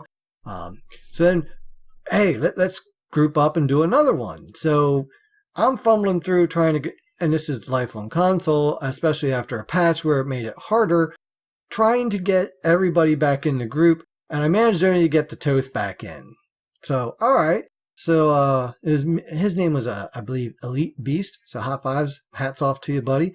We get into another one, just the two of us, and again, we get first pick, and I'm like, Alposh wasn't banned? I know our third guy called Mage, but give me a second. I pop over to the general chat. I'm like, hey, do you want Alposh? Because we're picking him. And if not, just take somebody else. And he switched to, Guardian or something like that. And we're like, all right, cool. Picked Alposh, traded it to me. And, yeah, I did pretty good. I went 5-1-7, I remembered after the game started that I had him on instant cast and not to double tap my buttons because why are my corpses not flying out? Okay, all right, I'm settled. I'm good now. And yeah, that was another fun game. Just blowing the shit out of them. Game ended on a really nice double kill under their tier 1 tower, and And it was 12 minutes in. They're like, yeah, okay, we're done with this. We're out. Peace. And, picked up that win. Otherwise, just a couple small things. I played Tier and Assault. I didn't bitch. Didn't bitch at all, actually. And Dan even witnessed some very good plays on my part, didn't you, Dan? Mm-hmm. You actually did things that looked like Tier tried to do them. Yeah, high five. I was like, he's kind of falling in line for me a little bit, so that's kind of nice. And, let me see. Oh, I played the monkey, Yuki. And Guy doesn't owe me $20 or whatever the hell I told him he would have to give me if my alt got interrupted. None of my alts got interrupted. So I was okay. All right. I remember that game. The worst part about that, why I don't like the monkey, is I was going up 1-on-1 versus their Erlang, I think it was, and I jump up into the air, and as soon as I start to jump up, made it back. Their hunter comes around the corner, and while I'm in the air the whole time, my whole life bar, just from him attacking me, gone. I'm like, at least I did get my smash off, but I died immediately then. And I was like, he wasn't there, and then he was after the jump started, and there was nothing I could do until, But, the monkey's just not my style. He is strong. I gotta give him props on that. I still don't know why you and the monkey can't click. It's just a style thing, I think. I like his alt. I just have the unfortunate luck of having it interrupted a lot. But how about you, Dan? How your game's been this week? Honestly, I really don't remember terribly many games, and Smite Guru is down. I just started working third shifts and my brain doesn't work. But, I've been having fun and playing as many games as I really can bear. And, I don't know, it's been pretty back and forth, winning and losing. Some of them were pretty bad and some of them were pretty fun. I had one game where I couldn't hit an Axis Uller, but I could hit everything else, and I still managed to make it work as best I could, but then in the end of the game, things just went downhill because I couldn't hit an Axe. Yeah, I remember. Is that the one where you were playing Uller and I was playing Izzy? Yeah. And Guy was playing Ares. It was, we wanted to try out the new skins, and Dan's like, no, I gotta play Uller yet. Yeah, I needed to finish my Hera's quest so I could get that punt. So it was just like, let's try. We actually did really good for a good portion of it, but then I started the match off like 7-0, and then we fucking lost. Yeah, like I went hard 7-9 in that. It was just, I forget what they had, but it's not showing up here on the PlayStation for whatever reason. But yeah, that's not working either. Yeah, so technology, you gotta love it when it works. How about you, Beagle? Any moments of glory this week in SuperNet? I mean, Smite? I hate you a lot. But, I really haven't been playing much, just really have not really been into it. Yeah, that's why I took a break. But today, I did play a game just so I could get that stupid Kuzumo skin before I forgot. Did you just say stupid? Best Kuzumo I'm offended. skin Don't you mean most awesome ever, throwing snowballs at people stupid that as run in I after don't like The it, snowball like, nays are the best. Not stupid as in I don't like it, just saying stupid because I say stupid. Because you're a teenager. Because I am stupid. Gotcha. Mm-hmm. And I mean, I went 11-2, and I haven't really played in a bit, so I was kind of surprised I actually did pretty okay. I had some nice teammates who really actually, they were really nice and like they actually worked together instead of screaming at each other like freaking idiots. And we won, even though it was just an arena. But whatever, I'll take the win. Yeah. And I mean, I played 2 jousts with, I think, Dan and Dad. I don't know. It doesn't show me anything. And I went a total of both of those games. I went 12-1 and 12 with those games together. So. Oh yeah, every kill. That's pretty cool. But yeah, that's really it. I didn't really do anything amazing. I've been playing more games like Black Ops 4. Somebody said that they saw me on there. Yeah, I saw that. Someone commented on the YouTube channel like, "I've seen Beagle Girl in Black Ops."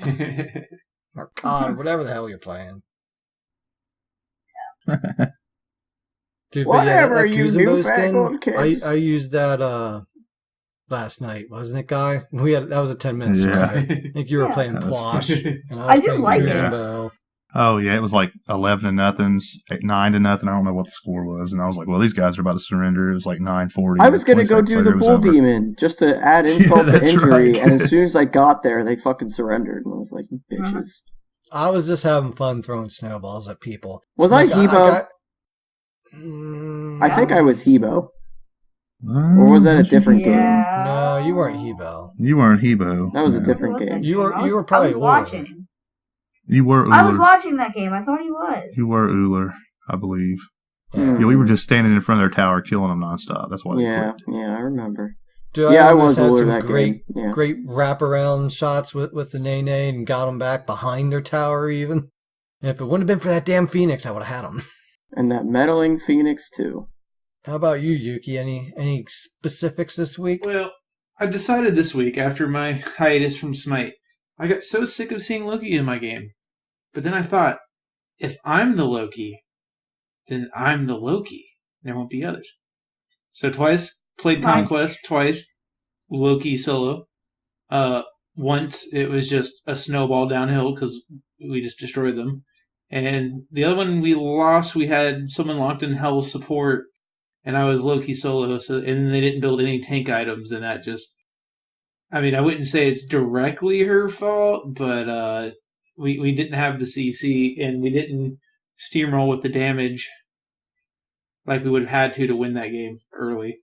But Yeah, it's... I was playing carry there, and it started off. Yeah, she had And first then kill this time, right? she just disappeared, but the Ares stayed in my lane, and I'm just like, all right, back to tower I go. I have nothing against two people. And theoretically, or ideally, we would be gaining pressure in mid or somewhere else, but I think she wound up leaving and dying. If she just didn't group up. I remember I was watching that, and I saw her up at their freaking XP camps, their back ones, and I'm like, what is she doing up there? Like, but Dad's over here fighting both of them. So is it? She's up there. Well, no, not both of them, because their carry also went over to help kill her, because she did die because she was up there by herself. Yeah, like the back harpies. She was one of those people that spammed group up and ran away from her team. Yeah. One of those good old people. Mm-hmm. My favorite. So, as someone who doesn't play Loki ever, because I find him annoying, I don't really find him fun to play with, against, or be, but it kind of proves the point that, never plays Loki, can play Loki well enough in Conquest to do what Loki does in Conquest. So, I'll probably go away from that. I did it just to be kind of spiteful to myself and to the game. But other than that, had some jousts. Me and Dan were kicking ass and taking names there. Worked pretty well. My joust elo is like 3,000. Yeah, it's pretty gross. Joust is my highest elo I have. So that's pretty much it for my pretty games of the week. insane. They've been a little light. I've been playing like maybe one or two every day. But getting cranked back up on it. Been moving. That's been slowing me down from playing as much as I want. Mr. Humble? Oh man, just still trying to grind off Wash up to that number one spot. Still just stuck at number 3 right now. I think I was only like 125 points behind number 1 as of last night. I haven't looked today. Maybe if I just wait around long enough, they'll lose enough, and I'll just take number 1. But I mean, Guys doing about some it. rain dances. That's right. Come on, That's right. no work, lots of rain. Man, we had That's right. tornadoes today. No. But I seen you posted something about tornadoes. It's actually raining here today and supposed to rain tomorrow. But I don't understand weather anymore. pretty big storm going through the country right now. If you're on the East Coast or anywhere in the East, really. Always the East. And that's about it. I like a lot of the new skins. Been playing a lot of the new skins. The Ares, the Izanami. Haven't played the Jean-Quay yet. But that's about it. Grounded right. Playing with some of the split push folks. Just having some fun. As always. Playing with the randoms. I love the randoms. I always love them. Sometimes. Yeah, it's hit or miss. Always. Hit or miss. Always It is. I find I hit more than I miss, Yeah, though. I always give them better. I think we really do. It's just It's just those bad ones stick really out. stick Yes. out. Yeah, that's what it is. All right. So, Yuki, you had some tidbits here you wanted to share before we wrap I things got up, right? I got a list of things. I got a list. First thing on the list. He's got a list. Everybody, He's checking it twice. make sure you go into your rewards and on the bottom menu where you would look for chests and daily unlocks, all that stuff. Make sure you collect your level up bonuses, because unless Hi-Res decides to fix it, you will not get any of the ones that are below your level. Being level 147, that means I missed such great, fantastic things as 300 gems, a half off any skin token, a whole bunch of recalls, a bunch of other stuff, half free voice pack, half off any chest, and an additional half off any skin. So, and a bunch of Enigma chests. So, make sure you're collecting them. Hopefully they'll give them to us at some point. That is a lot of free crap that we don't get because we've been playing the game. I want that godlike title. I got the divine one. Next up on the list is there, 150. definitely podcast related here, and that is we will, at the start of Season 6, the first patch note show for Season 6, 6.1, we will have a new intro, and we're looking forward to seeing how y'all like it. I would say a lot of time and effort's gone onto it, but I've got most of the stuff selected and procrastinating. So we'll have it out on time, though. As far as our guest was concerned for tonight, Yuki doesn't get anything done unless it's the last minute. Yeah, no, it's mostly done. Hindu decided to grace us since our podcast comes out on Mondays with some foreknowledge. So we learned about this ahead of time, and you will hear it late. So take it for what it is. Arachne in the next patch will be getting an ult to buff to her ult. So it's good to see. Apparently it's going to be fairly disgusting, which is great because I think Arachne hasn't seen enough play recently. There's going to be a new adventure for Camelot dealing with Arthur and Merlin releases. Thor's getting buffed some more because he's not annoying enough. Good old Jing Ten getting some buffs, which is awesome. Didn't see a lot of him at all this season, but I love the hell out of him. He's so much fun to play. He's one of my favorites. He did say the Thor was a quality of life more than a buff. Yeah, but it's a Thor We'll see buff. what that is. It's a Thor buff. And the big news with Arthur coming out, it was awesome to learn ahead of time here that Arthur will switch stances every time you cast an ability. And when you switch stances, you don't have the cooldowns don't persist like current stance switchers. So in theory, if you have enough mana, you can basically constantly cast an infinite number of abilities in a chain. So that's pretty fucking sweet. I mean, it's going to be, just think of any of your melee fighters. I'm thinking more like as far as like how the animations and styling work, I'm thinking more like Kratos from God of War, where if you get really fluid with it, you can be constantly attacking. That's going to be pretty sick to see. And it was awesome they dropped that on us because it's cool. Now we get to squeal to ourselves until patch is released. Looking forward to watching that patch note show tomorrow. I mean, 3 days ago. 3 days ago. Yeah. In the real world, 3 days ago. I want to go back to this Dan's vibe. Oh, yeah. Hinduman brought up what's going on there? Dirt Naps Dan called into Hindu FM and apparently felt the need to leave his vibrator out on the counter and buzzing. I was just so excited to be on air, you know. But you know, I mean, Dan's a single and ready to mingle and lonely and had no Sounds job. like he's a freak. And ladies, he has a job now. Oh, he's worth shit. it. He's worth at least now. A McDonald's meal. You can get cheese on that now, girls. Yeah, not just a Happy Meal anymore. Give him a couple weeks and maybe even get some bacon too. Whoa! All right, that's too much. Too much. Nah, you're pushing it. Yeah, you're kind of pushing it. I'm not gonna lie. He's still got to buy gems. Yeah. Yeah. I need that gem money. He still wants to get this Ares. All right, let's wrap on up. So, Guy, how can people get a hold of you? You can find me on Twitter at GSmitey. You can find me on PlayStation at GuyAJ78, and I promise I'm going to get on Xbox one day. Liar! I might be joining you sooner rather than later. I got I'm like sitting here looking at a 1-year subscription card I've had for like a month and have not put it on. I'm looking at crossplay and Sony sucks. But when I do, you can find me on there at Guy All Smite. Dan? You can find me on the Twitterverse at Split Push Podcast with no A, although it seems as though we have decided that multiple people will be also working on that, so we're a little more active, because I suck at social media. Fair enough. And you can find me on the PlayStation at DirtXNapXDan, and when Crossplay comes out, you'll find me on PC, because then I can play with other people and not be stuck on Sony's fucking shit. And that will be just DirtNapDan with no X's. And Yuki? You can find me on Twitter at YukiGame22 or RyuKotse And you can find me on PlayStation 4 at RyuKotse_Yuki. And you might be able to find me soon on Xbox, because PlayStation sucks. Sorry, PlayStation sucks. Sony sucks. PlayStation I respect, but Sony, fuck off. And technically speaking, the next person up is Beagle Girl.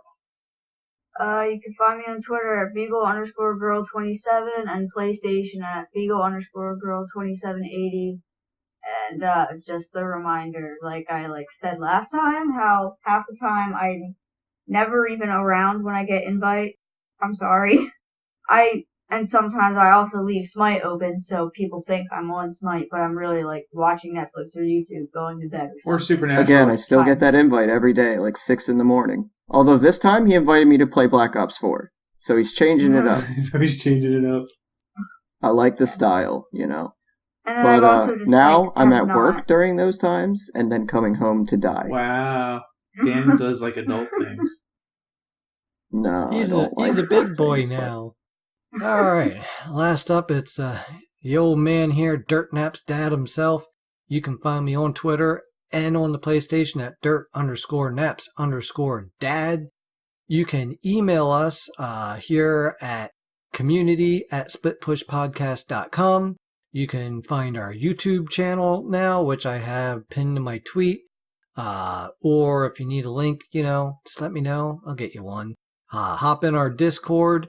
Oh, hats off to, I want to say Yanzi2000 or something like that. I don't remember the full name. He was the PC winner of the code we put in last week. So hats off to him. I don't know. I have not heard wind of any PS4 or Xbox claiming it yet, so it might still be out there. Who knows? I'm about to go listen to that episode. First time I'm going to listen to one of our own episodes. Speaking of codes, are you giving another one out this week? Oh, I think we're going to go ahead and put that in the Discord here this week. So make sure you hop in there. Discord needs a little more action.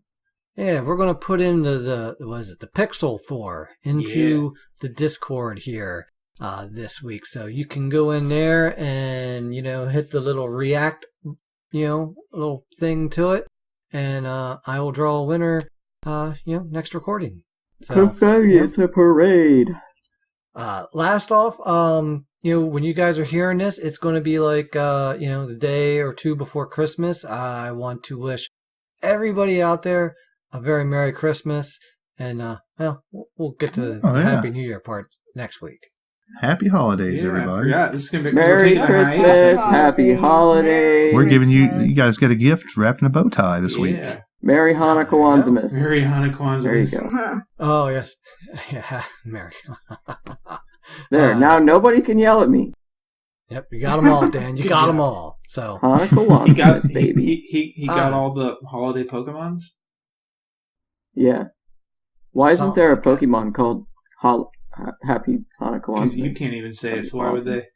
Yeah, I can't. I'm too tired. Exactly. So, hey. Third shift sucks. Before we get distracted too much here, hop in the Discord, say hi, try to win a Thor skin, and, when it comes to dirt naps, you got to give them before you take them. And when all else fails, Split push!